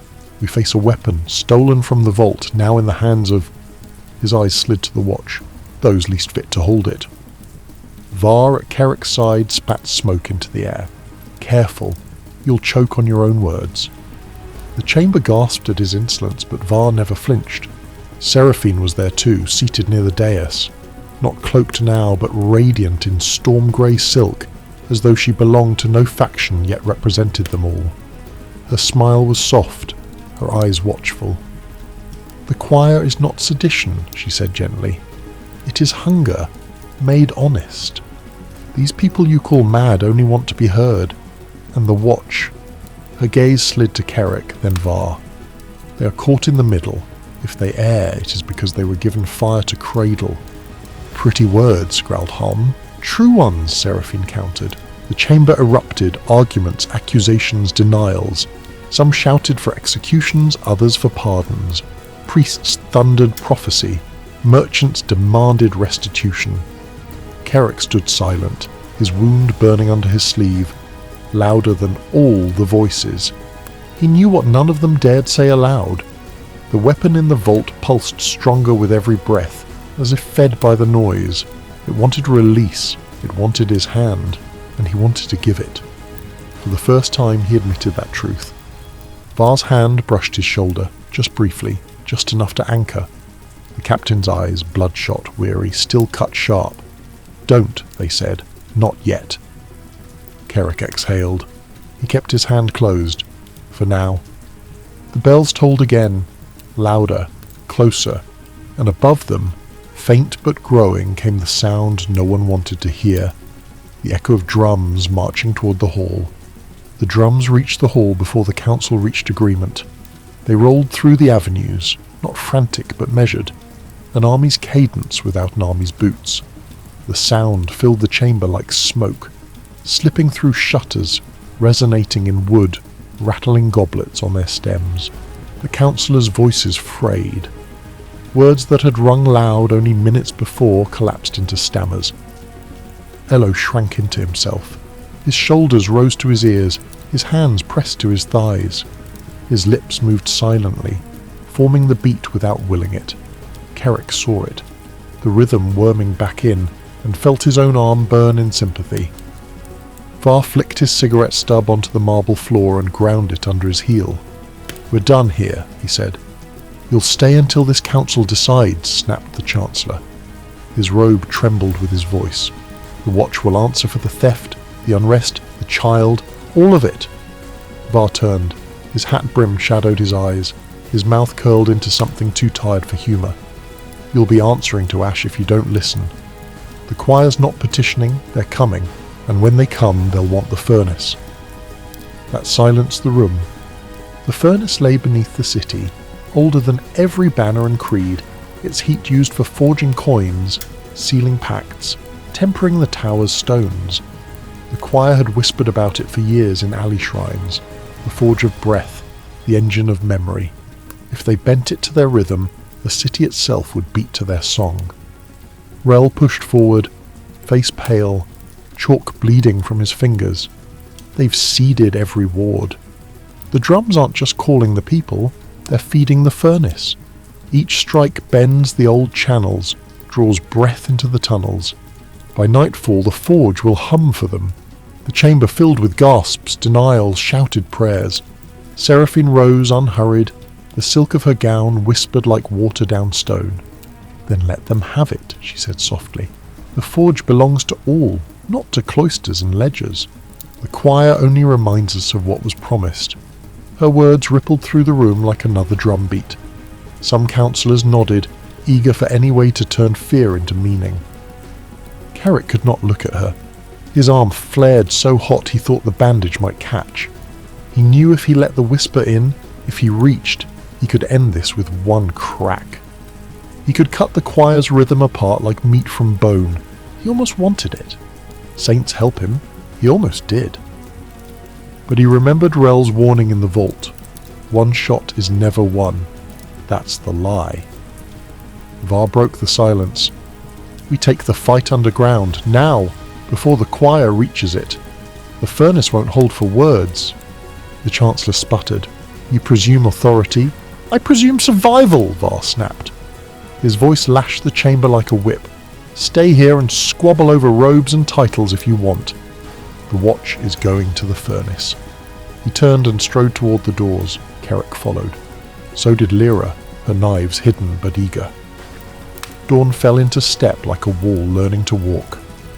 Rel stumbled after, robes dragging chalk dust ghosts. Nessa shoved Elo gently toward Dawn, who put a hand on the boy's shoulder like iron that would not move. Behind them, Seraphine's voice drifted like a benediction. "The song waits for you, watchman. When you tire of silence, you'll find us." The door slammed on her words. The tunnels yawned beneath the hall like veins. Old soot crusted the arches and the walls sweated iron. The further they descended, the warmer the air grew, carrying a low thrumming like a heart buried in stone. "It's awake," Rel whispered. His chalk flared pale blue in the dark, the dust burning before it touched stone. "The forge is listening." Ahead the drums echoed faintly. Not from above anymore. No, they were down here, threading through corridors, bleeding into the stone itself. The choir had already found entrances, already seeded the song in the furnace's bones. Var spat into the dark. "Then we make this their grave." Carrick gripped his spear, though the burn in his arm told him another weapon waited. His breath tasted of ash. He knew the next hours would decide whether the city lived, or whether its own heart would be stolen and made to beat against itself. The Watch marched on, into the heat, into the hum, into the waiting jaws of the furnace, and the drums followed them, patient, hungry, inevitable. The forge leaned forward in its cradle as if to listen. Flames vaulted, snapping like banners, and the ceiling's old smoke congealed into wavering ribs. Heat washed across the hall in breathy throbs. The choir matched it, step, pulse, hands raised as though receiving communion from the blaze itself. "Shields up," Var's voice knifed through the roar. Dawn lifted a slab of scrap iron like a door torn from its hinges, and planted himself between the forge and the Watch. Heat struck the makeshift bulwark, and crawled in shimmering veins across the metal. Lyra slid beside him, knives reversed, eyes narrowed to razors. Nessa herded Elo deeper into the lee of a toppled crucible, then came up cat-quick with her short baton, jaw set. Rel finished the last swoop of his circle, pressed blood to chalk and murmured a word that tasted of coins and old oaths. The ring blinked cold, a pale mouth in the red-lit floor. Seraphine lifted her hands. The chant dropped to a murmur, obedient, expectant. Brothers, sisters, the city's heart has woken. Offer it your fear. Torches swung forward. The front rank stepped past the lip of the forge's glow. Their faces were smooth, almost tender, like people facing a beloved altar. Don't break lines, Var said through his teeth. Let them come to us. They did. A hammer whistled toward Dawn's head. He caught the wrist mid-arc and turned, gentle as a doorman, until the wielder's elbow popped. Lyra slid low and hamstrung another zealot without looking up. The woman folded as if kneeling to pray. Nessa wrapped a groping hand, then two more, then smashed a torch to sputtering filth beneath her heel. Rel's cold circle hissed when a bare foot crossed it. Smoke lifted, and the foot's owner yanked back, sobbing, the trance shaken for a heartbeat that was almost human. The choir learned. They flowed. They came in pairs now, torch and tool, scream and silence, always finding the edge where watch discipline thinned. Their voices braided into a low-rising current. The forge's flame changed colour, yellow to white edged with a hungry blue. Chains hanging from the rafters swayed and clanked, turning by an invisible wind. Kerrick felt the pull in his arm like a hook in soft flesh. The lifeless bandage under his sleeve itched, not across the skin but beneath it, in whatever narrow cellar of bone the weapon had made into a home. He tasted iron. The hall blurred. One, the whisper promised. Everything here understands one note that ends the song. Seraphine watched him while directing her people with the smallest tilt of wrist, the faintest incline of chin. She could have been leading a choir in a cathedral. He wanted to hate her, needed to, but her face was not the lacquered cruelty he had braced for. It was the patient look of a teacher waiting for a child to pronounce a difficult word. Another wave hit. Dawn's shield howled. Someone on the far flank screamed, a copyist's boy who had borrowed a watch cap for luck. He dropped with a torch buried in his ribs, light leaking out around the wood like an evil sunset. Lyra moved, too late. She killed his killer with a neat thrust and stood there a moment too long, breathing hard, eyes shining a fraction brighter than they had any right to in the forge glow. Kerrick knew that brightness. You got it when the city called your name and you answered yes without checking the terms. Fall to the second line, Var barked. Rel, now! Rel bit the inside of his cheek until blood bubbled warm. He spat it into the chalk ring and hissed another syllable. The circle snapped shut like a sting. Frost spidered out in filigree veins for a man's height in each direction. The air went thin and brittle, and the chant faltered as steam leapt from torches in squealing clouds. The first three zealots who rushed the circle hit the rim as if it were a step and went down on palms and knees. They didn't scream. They stood again, calmly, and kept coming, skin blistering, eyes glass bright.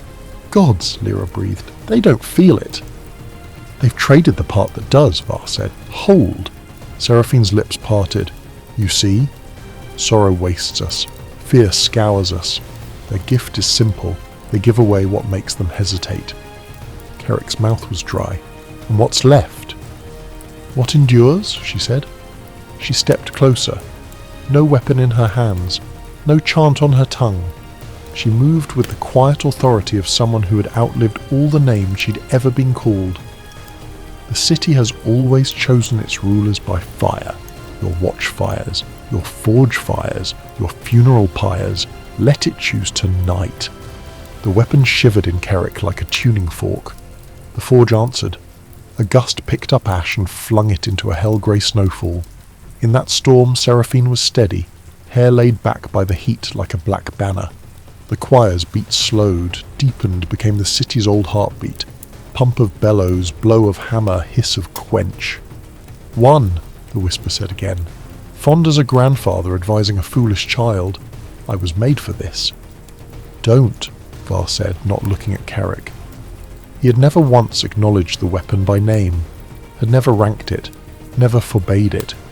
He simply followed its shadow with the stubbornness of stone and expected his men to do the same. "We're not there." "We are," the whisper said. "We've been there since the day they poured iron in a mould and decided the mould was a god." Carrick clenched his fist until his nails bit. His scar burned cold, which he had learned was how it asked politely. He had not yet heard it beg. The forge coughed and roared. A gout of white fire leapt higher than a house, lifted, hung, and then fell outward in a delicate sheet, a curtain of heat so thin he could almost see the pattern woven into it. It drifted toward the watch. Var swore and braced. Dawn leaned into the door shield and planted his boots so deep the floor groaned. Lyra and Nessa ducked behind him and curled their shoulders. Elo screamed without sound, her mouth a hole. The white curtain touched the shield and went through as if the iron were breath. Carrick saw it strike Lyra's cheek. He felt the hiss in his own teeth. Her skin blistered, burst, ran, and then skinned again with grim, obscene speed. When she looked up, the left half of her face was pink, newborn, and wet, her eye a milk blue that rolled and then steadied on him. "Nothing to it," she said, her voice scraped raw. "Little summer." Carrick couldn't breathe. He tore his gaze back to Seraphine. "Stop it," he said. His voice was the wrong size. She tilted her head. "Take your hand off the dead thing in your sleeve," she said gently. "And I will." He looked down. He had not moved his hand. It had moved itself. Across the hall, Rel staggered. His circle's frost sputtered into wet. He reached for another stick of chalk. His fingers shook. He dropped it. It broke. He blinked down at the bits like a man contemplating his own bones. "Rel!" Var snapped. "I can't." Rel swallowed. "The air's full. There's no purchase. Their hunger eats every sound I make." "The hunger?" Nessa said. Rel made a helpless motion at the forge. "It's bigger on the inside now," Dawn grunted. 3 zealots piled onto his shield at once. He let the weight take him to one knee, and then shoved, throwing them off like snow. One got past Lyra and reached for Elo with slow, reverent hands. Nessa broke the woman's wrist with a quick snap and jabbed the baton twice into the crook of her elbow. The zealots sagged, whispering thank you, as her knees hit the stone. The choir's chant fell to a hum made of many mouths and no breath. Their faces were beatific, many saints, one serenity. Their serenity terrified Carrick more than shouts would have. You could outshout a mob. You could not drown out silence that had decided to be a blade. He looked for Seraphine again and found her closer, the forge behind her like an aureole gone wrong. Sweat feathered her lip. The heat clawed her cheeks as it did everyone's, but did not mar her composure. It did not reach whatever she was burning instead of flesh. "Walk away," he said. He did not know he had spoken until she smiled. "I did," she said. "Once, long ago. The city followed. It follows anything that leaves a track." She opened her hands as if offering them to be bound. "This ends if you listen. Things end when we listen. One," the whisper crooned. "We'll make it quick. Mercy is precision." Carrick's hand twitched downward. The bandage creaked. He felt the weapon turn its face toward the open, a snake sensing air. Var moved without warning. He didn't grab Carrick's wrist. He didn't shout. He reached past him, into him, and tapped the place below the scar where the first shiver had been born months ago in an alley that stank of fish and prayer. It was nothing, a touch between ribs, a pressure like the warning of a bruise. "Breathe," the captain said. Carrick breathed. The whisper dimmed half a note. The forge wavered. Seraphine's eyes narrowed as if the room's light had brightened unexpectedly. "Hold," Var said, more to the weapon than to Carrick. The choir flowed left. Dawn followed, slow as a rolling gate. Lyra darted right and took 2 more tendons like fine threads. Rel mumbled, found a tack in the torrent, forced 1 jag of cold through the heat, just enough to make the next torch gutter. Nessa held Elo's head against her belly and murmured the kind of nonsense you talk to hurt animals and men. It wasn't enough. The choir had the hall, the forge had the choir, Seraphine had them both on a leash made of patience. Carrick felt the shape of the end as if it were a feature of the room. He could map it. The line breaking at his feet, the white sheet of fire massing again, the chain that would drop from the ceiling like a striking snake, the baton that would shatter, the boy who would die to make a street into a proverb. It was all so clear. He could stop it. He had been told all his life that he couldn't. He could. He lifted his hand. The bandage slithered down his wrist. The scar, pale, puckered, a seam no needle had sewn, glinted in the forge light as if it were metal catching fire from within. The whisper slid up his arm like an old friend climbing a familiar stair.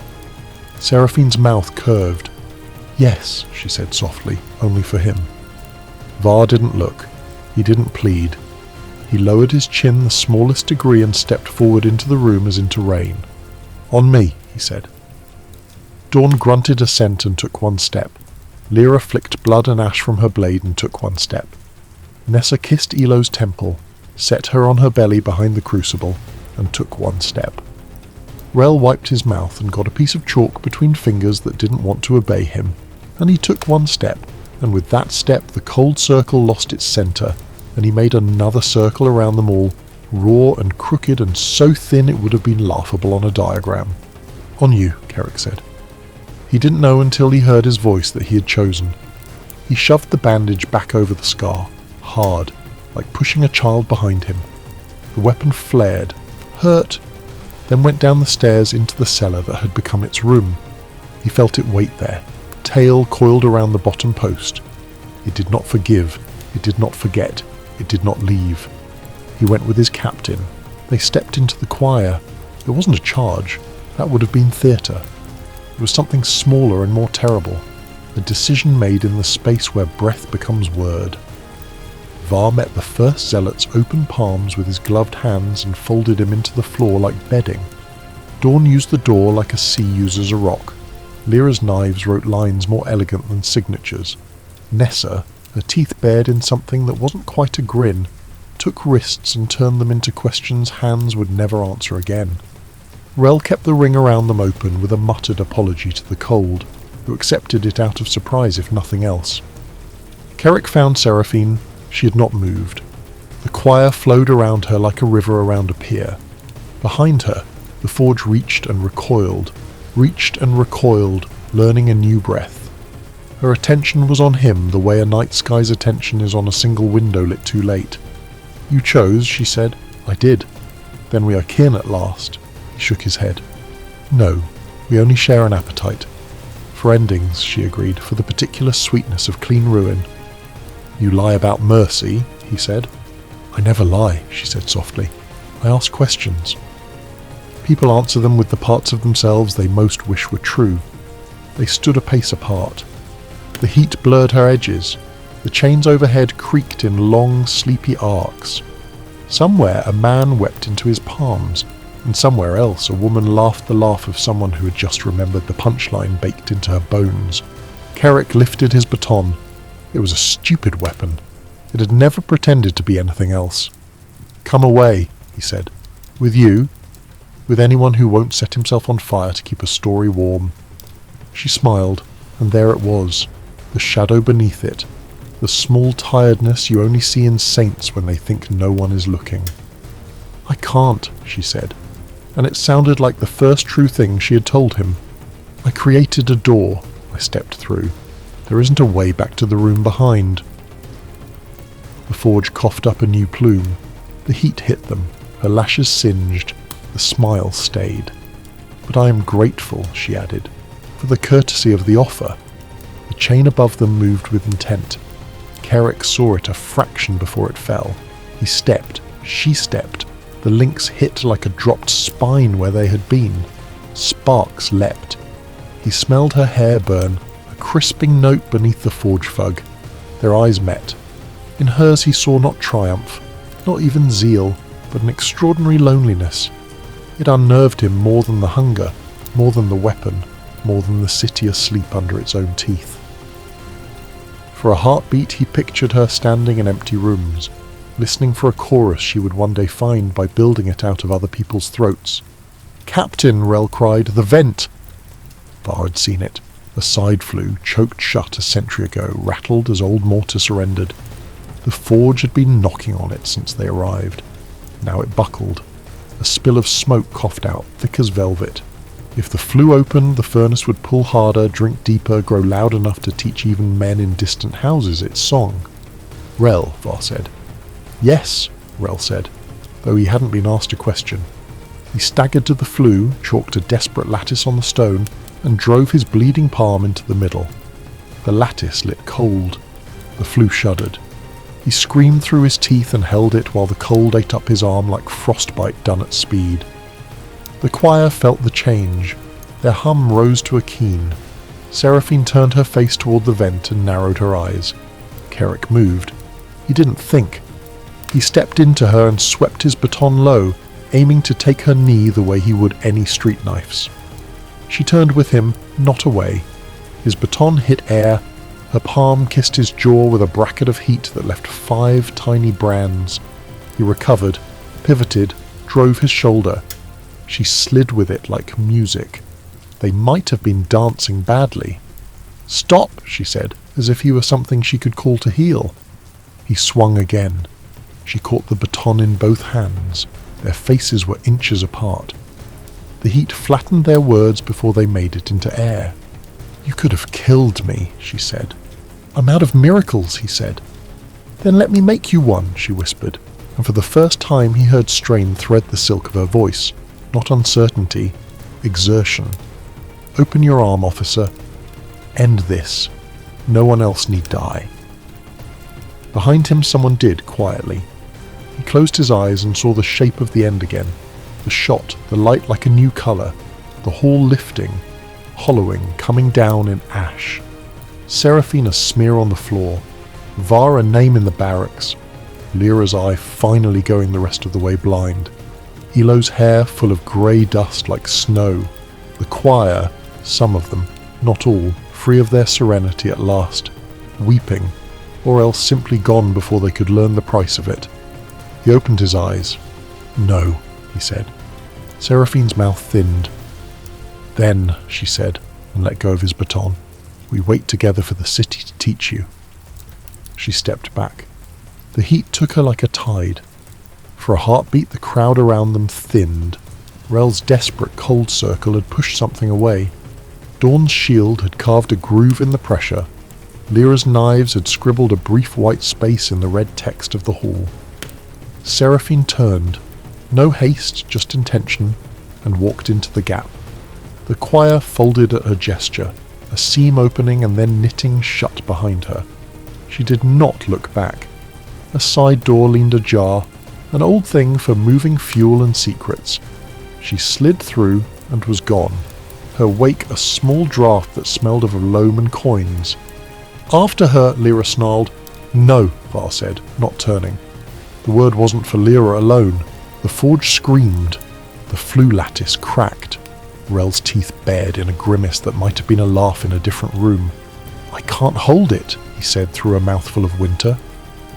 "You can," Var said, and some shattered part of the command took. Rel held. His eyes rolled white. Frost crawled across his jaw and ate a line into his beard. Dawn buckled and then found his knees again. Nessa dragged Elo farther behind the crucible. The girl's eyes were huge, fixed on the ceiling as if she were listening to arguments only stone could make. Lyra pressed her palm to the wet side of her face and shuddered once as if dismissing pain the way a cat dismisses rain. Kerrick stood where Seraphine had been. The space her absence left was the exact size of him, and it was cold. "Forward," Var said, voice raw. "One line, one step." They moved. They did not win. That word did not belong here. They endured long enough for endurance to be mistaken for victory by people who were not counting. The choir, deprived of its axis, wavered. Their serenity fractured into confusion not because their will failed, but because some had to breathe, and breathing takes precedent over theology. Rel let the lattice shatter and dropped to his knees, retching cold onto the floor. The vent held, cracked, bled smoke, did not open. The forge dimmed one shade.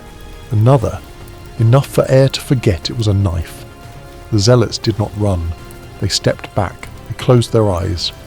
They let the heat fill their lungs and said the old word for fire in 100 wrong accents. Some collapsed where they stood. Some kept standing out of habit after their bodies quit. The chant slid into a threadbare hum, and then into the whisper of a crowd that has outlasted its own rage. Silence fell like ash. Var didn't lower his hand. He listened to the edges of the room. He nodded to himself once, as if someone had reported satisfactorily on a distant street. "Secure," he said hoarsely.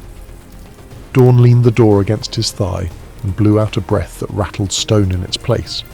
Lyra found a rag and bound her face with the same care she used to oil her knives. Nessa sat down abruptly and laughed once, a sudden bark that was not quite hysteria. Elo crawled from behind the crucible and put her cheek against Nessa's knee as if it were a pillow.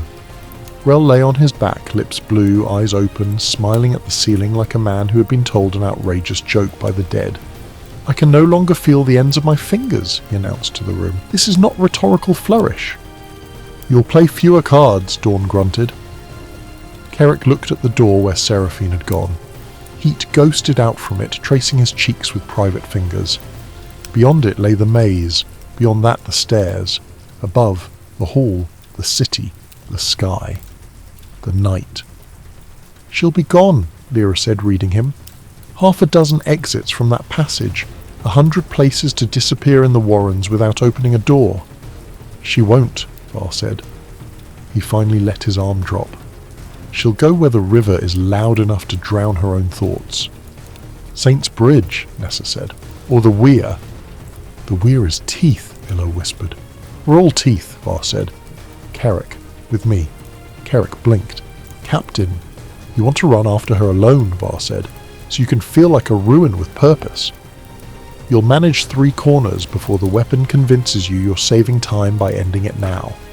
Then I shoot you in the back of the leg and haul you by your collar like a dog and we both die in a drain.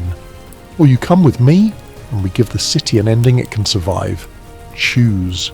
Kerrick swallowed. He nodded. "Rel," Var said, "you're still alive. Make that true for the next quarter hour." Rel rolled onto one elbow and gave a feeble thumbs up. "I will recite a recipe so tedious it offends heat," he croaked.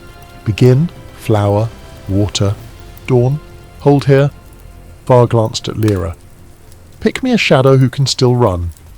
Nessa pushed Elo gently away and got to her feet. "I can run." "You can limp fast," Lyra said. "I'll go." Var shook his head. "You're bright as a fresh coal.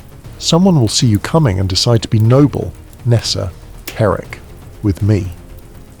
Nessa's grin came back, thin and grateful. "Thought you'd never ask." They left the furnace hall through the old fuel door.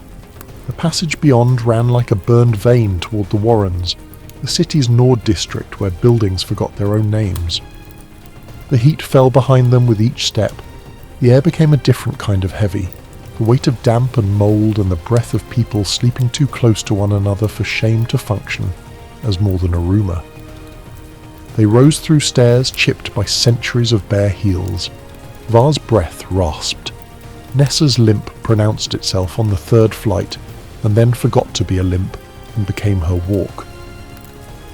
Kerrick listened for the whisper. It was there, sulking, tail twitching on the cellar stair. It wanted to be asked again. He did not ask.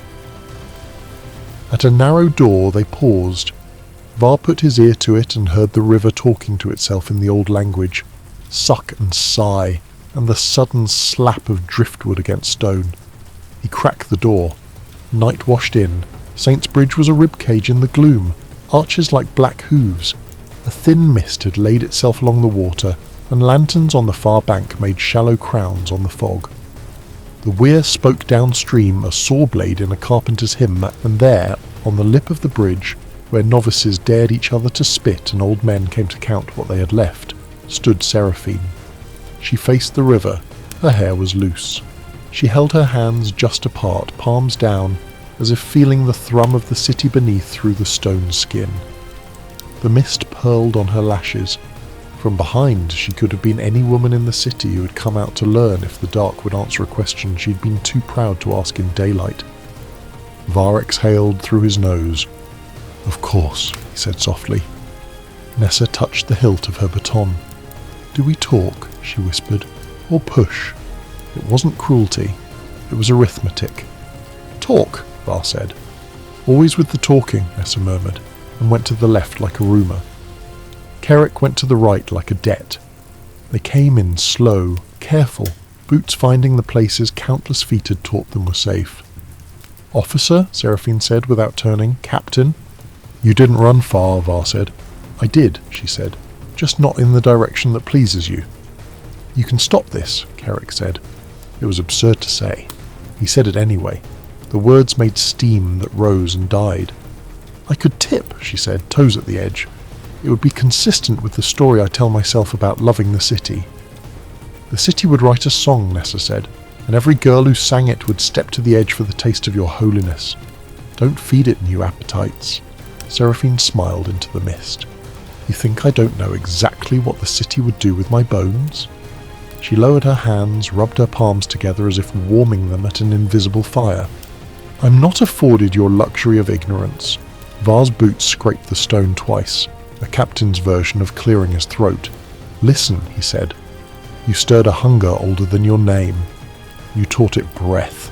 It will go on breathing whether your lungs do or not. You can choose where it breathes. That's what you have left. Not absolution. A small lever." She turned. Her face in the lantern's far-off salt light looked very young, a mask a girl had carved of the woman she thought she might need to be. "And if I take your hand," she asked, "what do you build in the space I would leave? Another watchfire? Another pyre? Another law too clever to know its own cruelty?" "If we do," Var said, "you can spend the rest of your years ruining it." "That's what citizens do." Seraphine laughed, soft as cloth tearing. "Citizens?" She shook her head.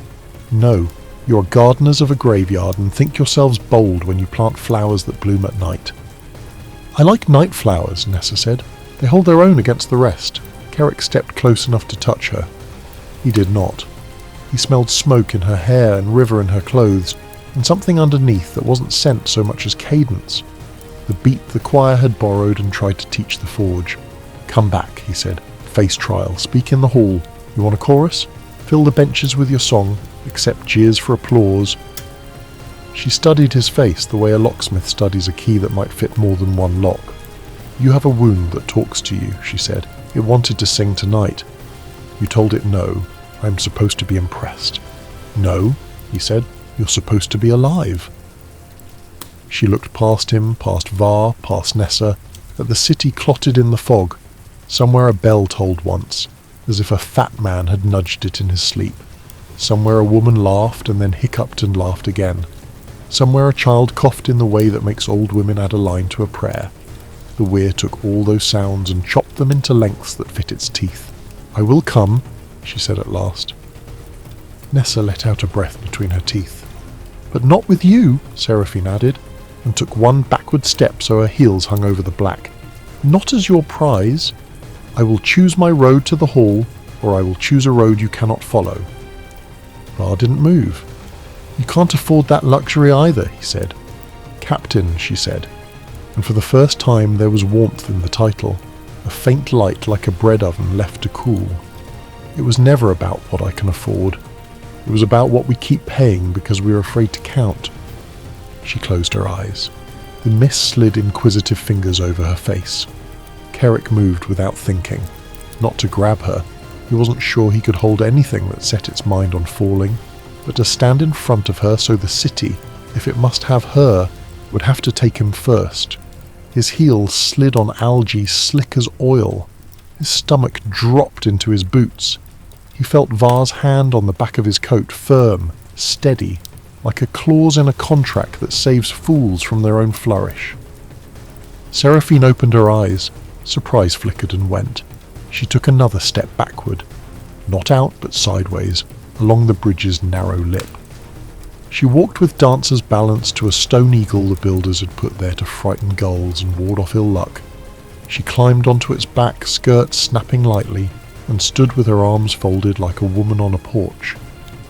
"You have my word," she said. "The choir will not sing in the furnace again. The forge is a fire. It will eat. It will sleep. I will sing elsewhere, where the city keeps its truer hunger." "Where?" Var asked. She smiled. "You'll hear it." She stepped down into the mist, not off the bridge, but down a ladder cut into the old stone, a maintenance path long forgotten by anyone who hadn't spent years learning where the city kept its servants' stairs.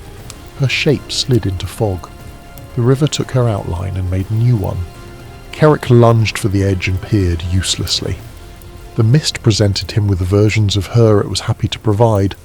All were generous inventions. Var's hand stayed at his collar. "Let her find us," he said, strangely gentle. "She will. They always do. They need us to be wrong." Nessa rubbed her eyes hard with the heels of her hands, and then grimaced when her palm came away sooty. "You're going to make me write this report, aren't you?"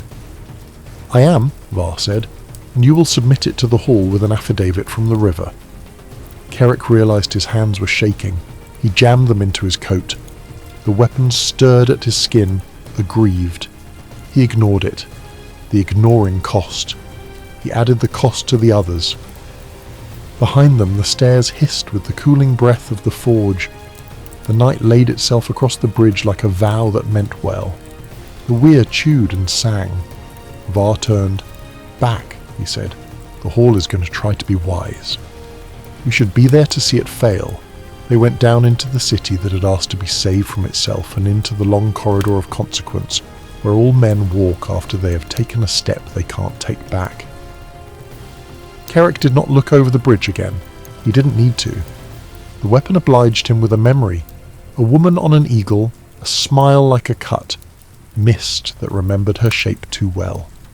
He breathed through his teeth, counted, and followed his captain under the ribs of Saint's Bridge, into the stone throat toward whatever the city would spit them into next. Part 6. Embers and Teeth Top of Form. Morning crawled into Draumvale as though ashamed to show its face. The city still smoked. Chimneys, pyres, broken braziers, but the dawn felt thin, colourless, weak in the bones. The choir had scattered, their bodies collected like driftwood after a storm. Some lay where they had fallen, lips cracked into half-smiles. Others had vanished into alleys, gone to sleep or to spread what scraps of their song they still remembered. The watch climbed from the tunnels ragged and burned. The river mist clung to them like mourning clothes. Elo walked between Dawn and Nessa, silent, fingers brushing the rough hem of Dawn's coat as though it were anchor and tether both. When they reached the hall, the bells were already tolling. Councillors had been awake all night, first in fear, then in calculation. Scribes bent over tables, ink bleeding onto parchment in frantic lines. Proclamations, decrees, excuses. The watch was summoned not as heroes, not as villains, but as problems. The chamber smelled of candle wax and scorched velvet. Curtains had been drawn to block out the smoke. The dais groaned under the weight of officials in robes too fine for the hour. The Chancellor leaned forward, skin yellowed by exhaustion but voice sharp with practiced authority. "You are to give account," he said. "The choir has been broken, yes, but the forge has been disturbed, and the matter of the child remains." Elu stiffened. Nessa's arm went round his shoulders. "He's not a matter," she said. A murmur rose. Some councillors scowled. Others avoided looking at the boy entirely, as if the sight of him might draw the choir back into the chamber. Rel coughed wetly, chalk dust crusted in the corners of his mouth. The forge will quiet. In time. But it remembers. It always does. "You call that an explanation?" the Chancellor snapped. Var dropped his hat on the floor and ground it flat under his heel. His voice was low, worn raw. "Explanation simple. We went down. We held the line. We came back up. Everything in between is detail that'll only make you choke." The chamber bristled. Voices rose, indignant. The council wanted names, scapegoats, symbols. They wanted to package the chaos into neat ledgers, a balance of guilt and virtue that could be recited at the next feast. Carrick stood apart from the others. hands clasped behind his back so they wouldn't tremble. His scar was quiet now, but silence was its own torment. He watched Seraphine's absence ripple through the chamber like a phantom. Her chair empty, her voice gone, yet every pause seemed to wait for her to speak. "She's still out there," he said suddenly. The room hushed. "She walks the warrens, or the river's edge. Maybe the choir is broken, maybe not, but she breathes, and as long as she does, she sings." The Chancellor frowned. "Then find her. End her." Kerrick's jaw clenched. "You don't end a song by killing a throat." The words hung like smoke. No one dared answer them. Var lit another cigarette, his fingers shaking only a little. "We're done here," he said. "The watch doesn't play ledger for you." The Chancellor opened his mouth, but Var was already walking, boots loud on the stone. Dawn followed without a word. Lyra bowed mockingly, scarred face glistening, then slipped out. Nessa guided Elo gently after them. Rel lingered only long enough to scrawl a chalk mark on the dais step, a circle broken through the middle. Then he too left. Kerrick lingered. His eyes met those of the councillors, men and women fat with caution, thin with resolve. They flinched one by one. Finally he turned his back on them. The doors shut with a boom that echoed like a gavel. Outside, the city still smouldered. The watch stood together on the hall steps, not speaking. Above them the sky was pale, a bruise healing. Below, the streets muttered. The forge still breathed, faint but steady, beneath their feet, and in Kerrick's arm the scar tingled. Not loud, not insistent, just a reminder. The song was not over. The barrack smelled of vinegar and smoke. Someone had finally boiled water and splashed it over the floors, but ash clung to the grain and turned the boards the colour of old teeth.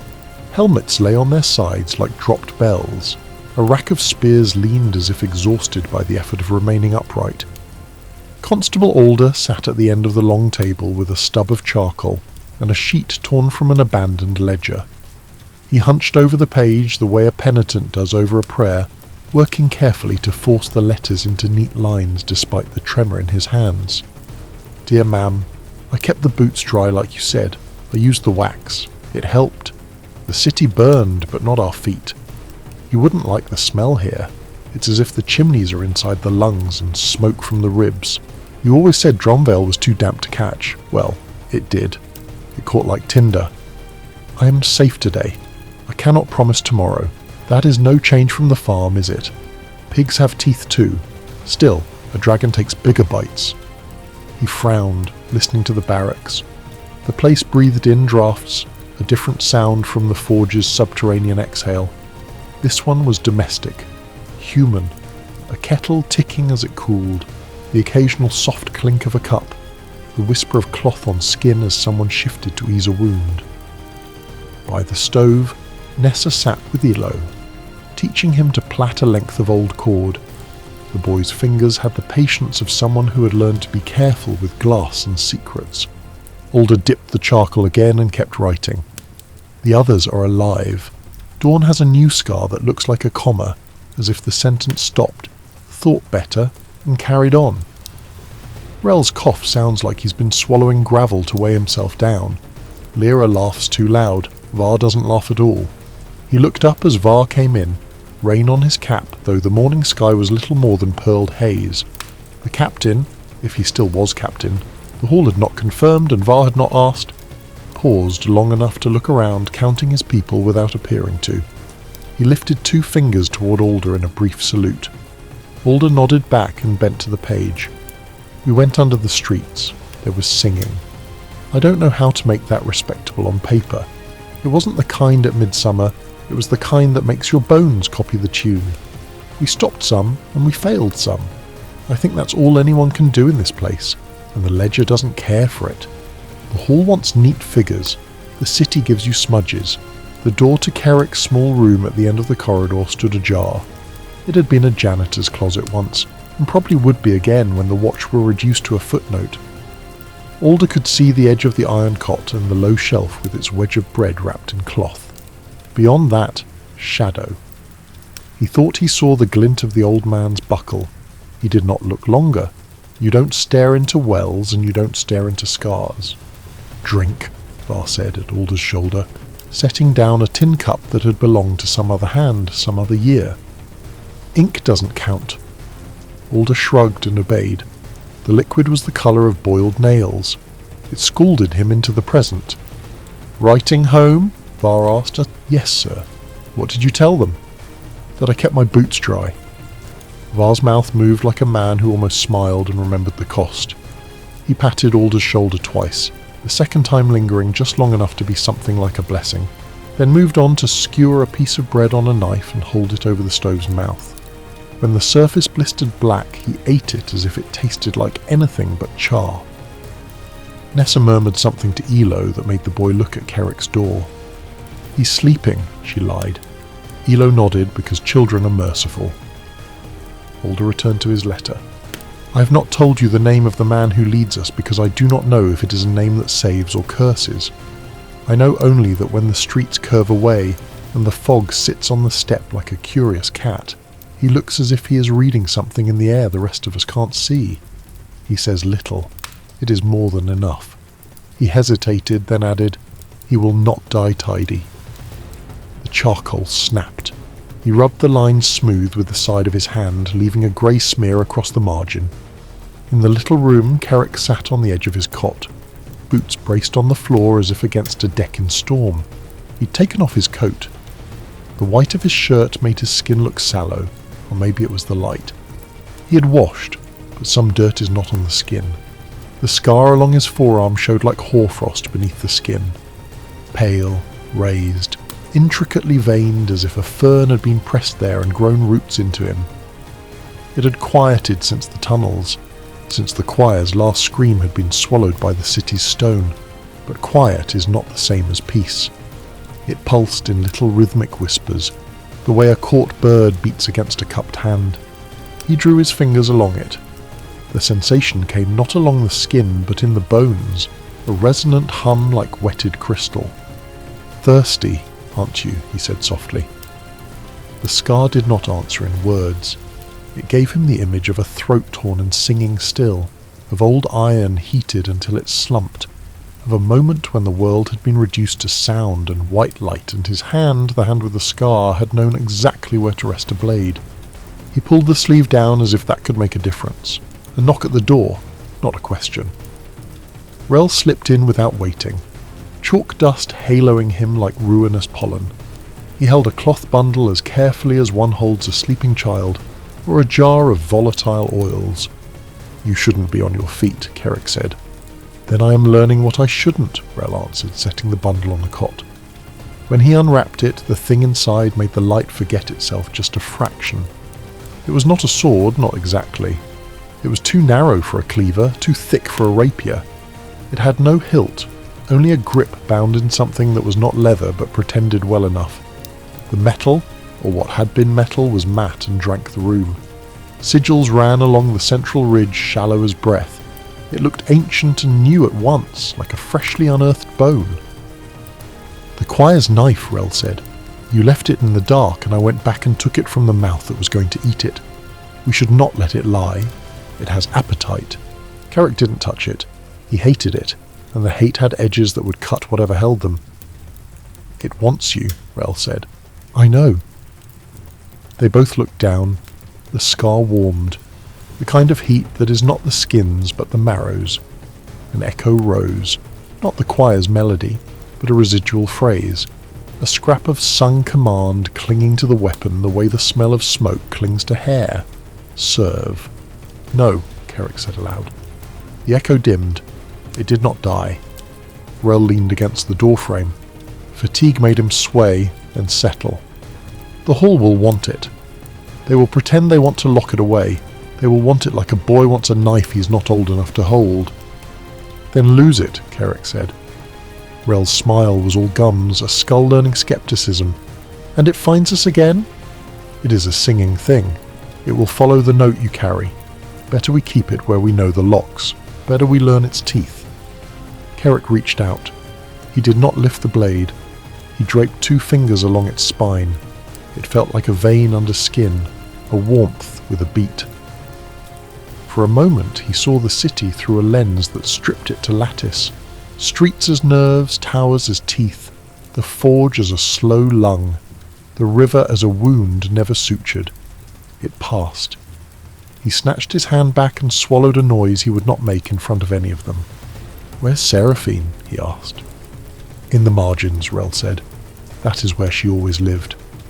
He scratched his chest and looked at the floor as if he could bear the weight of Kerrick's stare more easily if he was not underneath it. "I went as far as the red steps before my breath tasted of brick. Her song is there, not loud, like someone humming through a door. She isn't finished. She never was. Then neither are we." They stood with that between them. Then Rel wrapped the weapon again and his hands trembled only on the third fold. "I'll build a box," he said. "Old wood. Soft nails. Things that remember being trees." Kerrick watched him go. When the door closed, the room grew smaller. He breathed out. It sounded like a decision.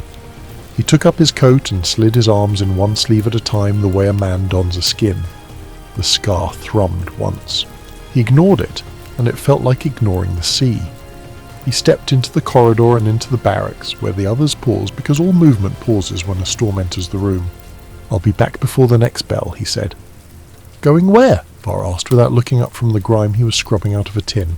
"Out. Alone?" Kerrick's face said, "Don't ask the second time." Var did not.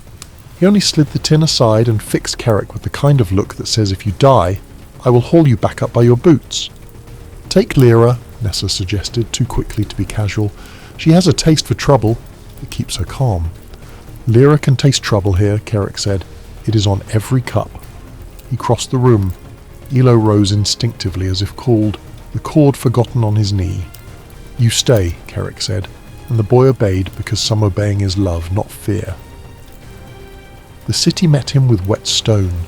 Ash fell like grey rain. The streets had been swept in places where horror had felt like a houseguest, and people tried to make the floor respectable. At a corner shrine, candles burned fat and wept wax like slow grief. Someone had tied a red ribbon to a cracked saint's wrist.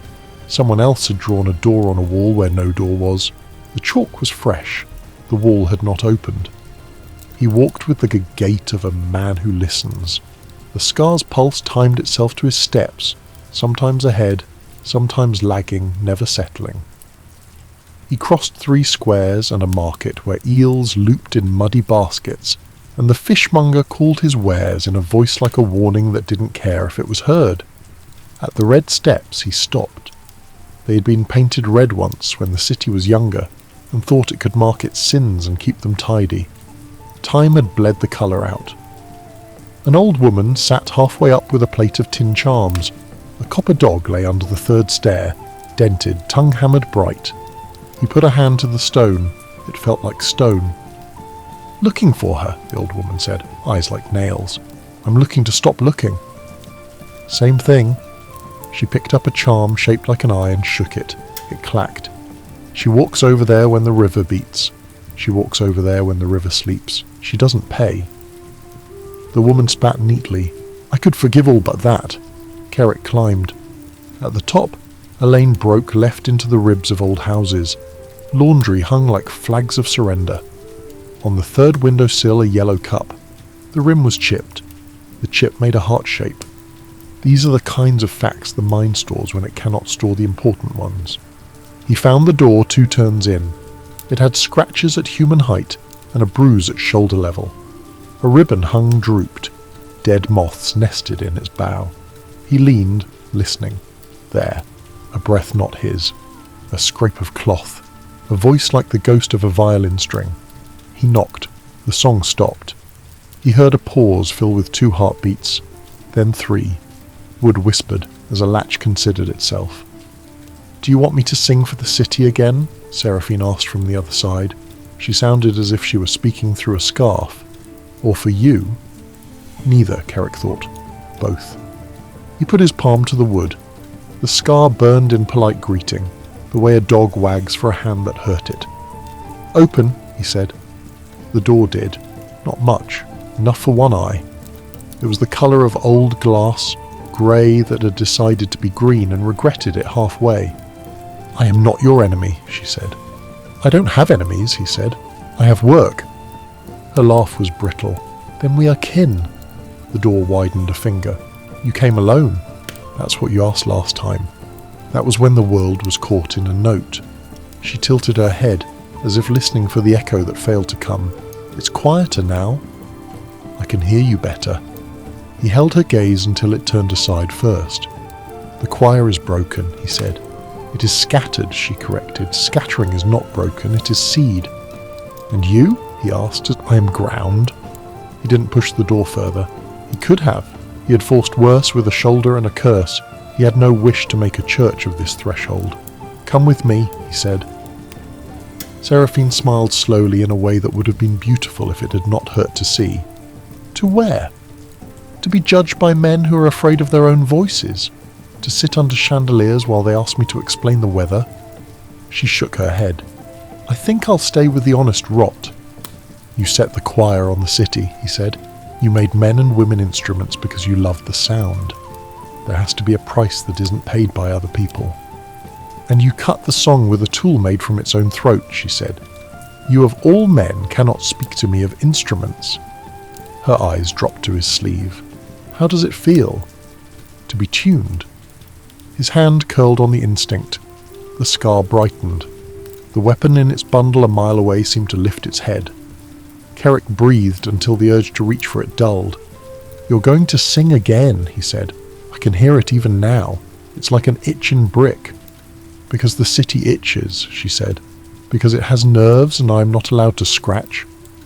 What is a night watch but a man walking scratches into circles? He did not answer. There were answers. They were all wrong. I will not run, she said finally. I have done nothing your city hasn't taught me to do. I have amplified. That is all. All beasts love their echo, even councils. Then stand with me, he said, on the hall steps. While they decide which way they want to be merciful. Her mouth moved. It may have been pity. No, but I will not sing today, for your sake, for his. She meant Elo without naming him. The way she softened the last word told him she had not meant to. I will come back, he said. I am here, she said. Where else would I go? He backed away. She watched him until the corner took him from her eye. He waited 1 breath, 2. The door closed like a sigh. The lane exhaled. On the steps, the old woman held up a charm shaped like a mouth. For your shirt, she said, so you can eat your words when you need to. Better to have a spoon. He paid too much for it and pinned it in his pocket. She nodded as if he had passed a test she had just invented. By the time he returned to the barracks, rain had started properly, washing the ash from the cobbles in streaks that looked like writing someone had tried to read too quickly. Var had set a pot on the stove and had managed the miracle of making cabbage smell like food. Lyra was cleaning a knife with a tenderness she reserved for things that could hurt her back. Dawn stood at the window, arms folded, counting doors. Kerrick set the sodden charm on the table. Ilo picked it up and held it to his ear as if it might hum. Well, Var said. She won't leave, Kerrick said. And you didn't bring her, Lyra said, not accusing so much as labelling. No. Rel slid a wooden box onto the table. It was plain enough to be pious. The lid bore a single circle burnt into the grain, broken at the bottom. He opened it with a care that implied prayer and set the wrapped weight within. The room cooled by a degree. We keep it, he said to no one in particular and to everyone.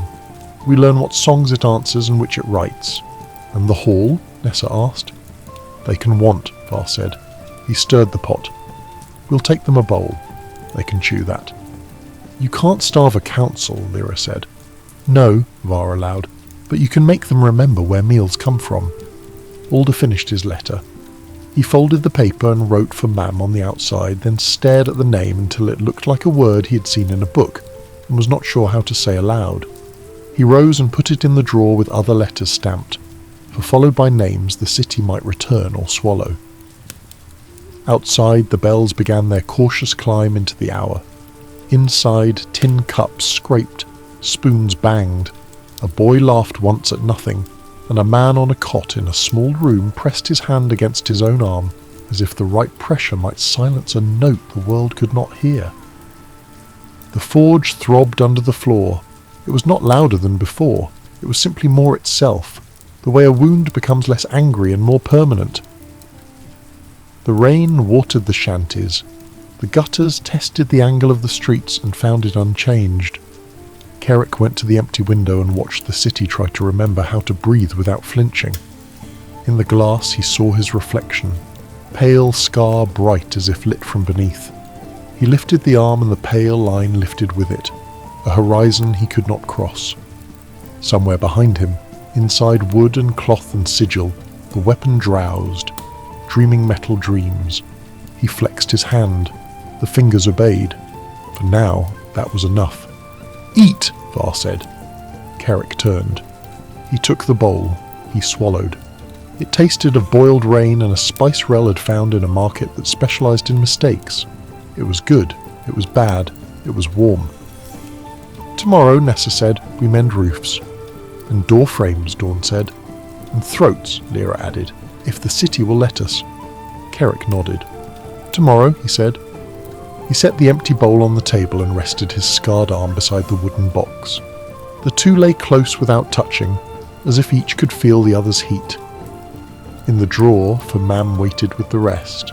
In the rain, the red steps bled something like colour. In the room beyond the lane, Seraphine hummed the lie of a lullaby and stared at a wall until it looked like a door and then decided mercifully that it wasn't. Night came early, but not all at once. That, at least, was a kindness. The rain lingered for 3 days. It fell in sheets that slicked the cobbles, leaked through cracked roofs, and filled gutters until the rats had to swim for it. The city smelled cleaner, though only on the surface. Beneath, the same old filth clung where the water could not reach. The watch went about their work. They patched roofs with scavenged slate, hammered doors back onto hinges, lifted bodies from alleys where the choir's last echoes had left them folded like discarded clothing. They rang bells not for summons, but to warn that the dead were being carried, so the living could bow their heads as the stretchers passed. People watched them with a wary kind of respect. Not gratitude, never that, but a silence that suggested something larger than words. The council gave no proclamations, or at least none that anyone cared to remember. The city preferred the story told in sweat and scars. The watch had gone under, and they had come back, and that was enough. Still whispers crept like ivy. Some said Seraphine had drowned at the weir. Others claimed she'd been seen in the warrens, singing soft tunes that made dogs sit up and howl. A dockhand swore she had walked into the river at dusk and returned with her hair salted white, smiling as if she'd met an old friend beneath the current. None of it was proven. All of it was believed. In the barracks. Rel sat at the long table carving sigils into the wooden box. His hands were steady again, but his eyes were glassy with fatigue. Every few hours he touched the lid and muttered a word, sealing the weapon inside with fresh wards. Each time the air cooled briefly, then warmed again, as if the thing within only played along until it grew bored. Lyra had taken to sleeping with her knives under her pillow, though she joked about it as if it were a lover's indulgence. Her scarred face was healing, the new skin tightening at the edges, but sometimes she caught her reflection and looked away quickly. Dawn still stood watch at the window more often than not. He rarely spoke, except to tell someone when a cart was coming up the lane or when the rain shifted direction. Yet when the silence stretched too thin, he would hum, low, tuneless, but human. Nessa kept Elo close.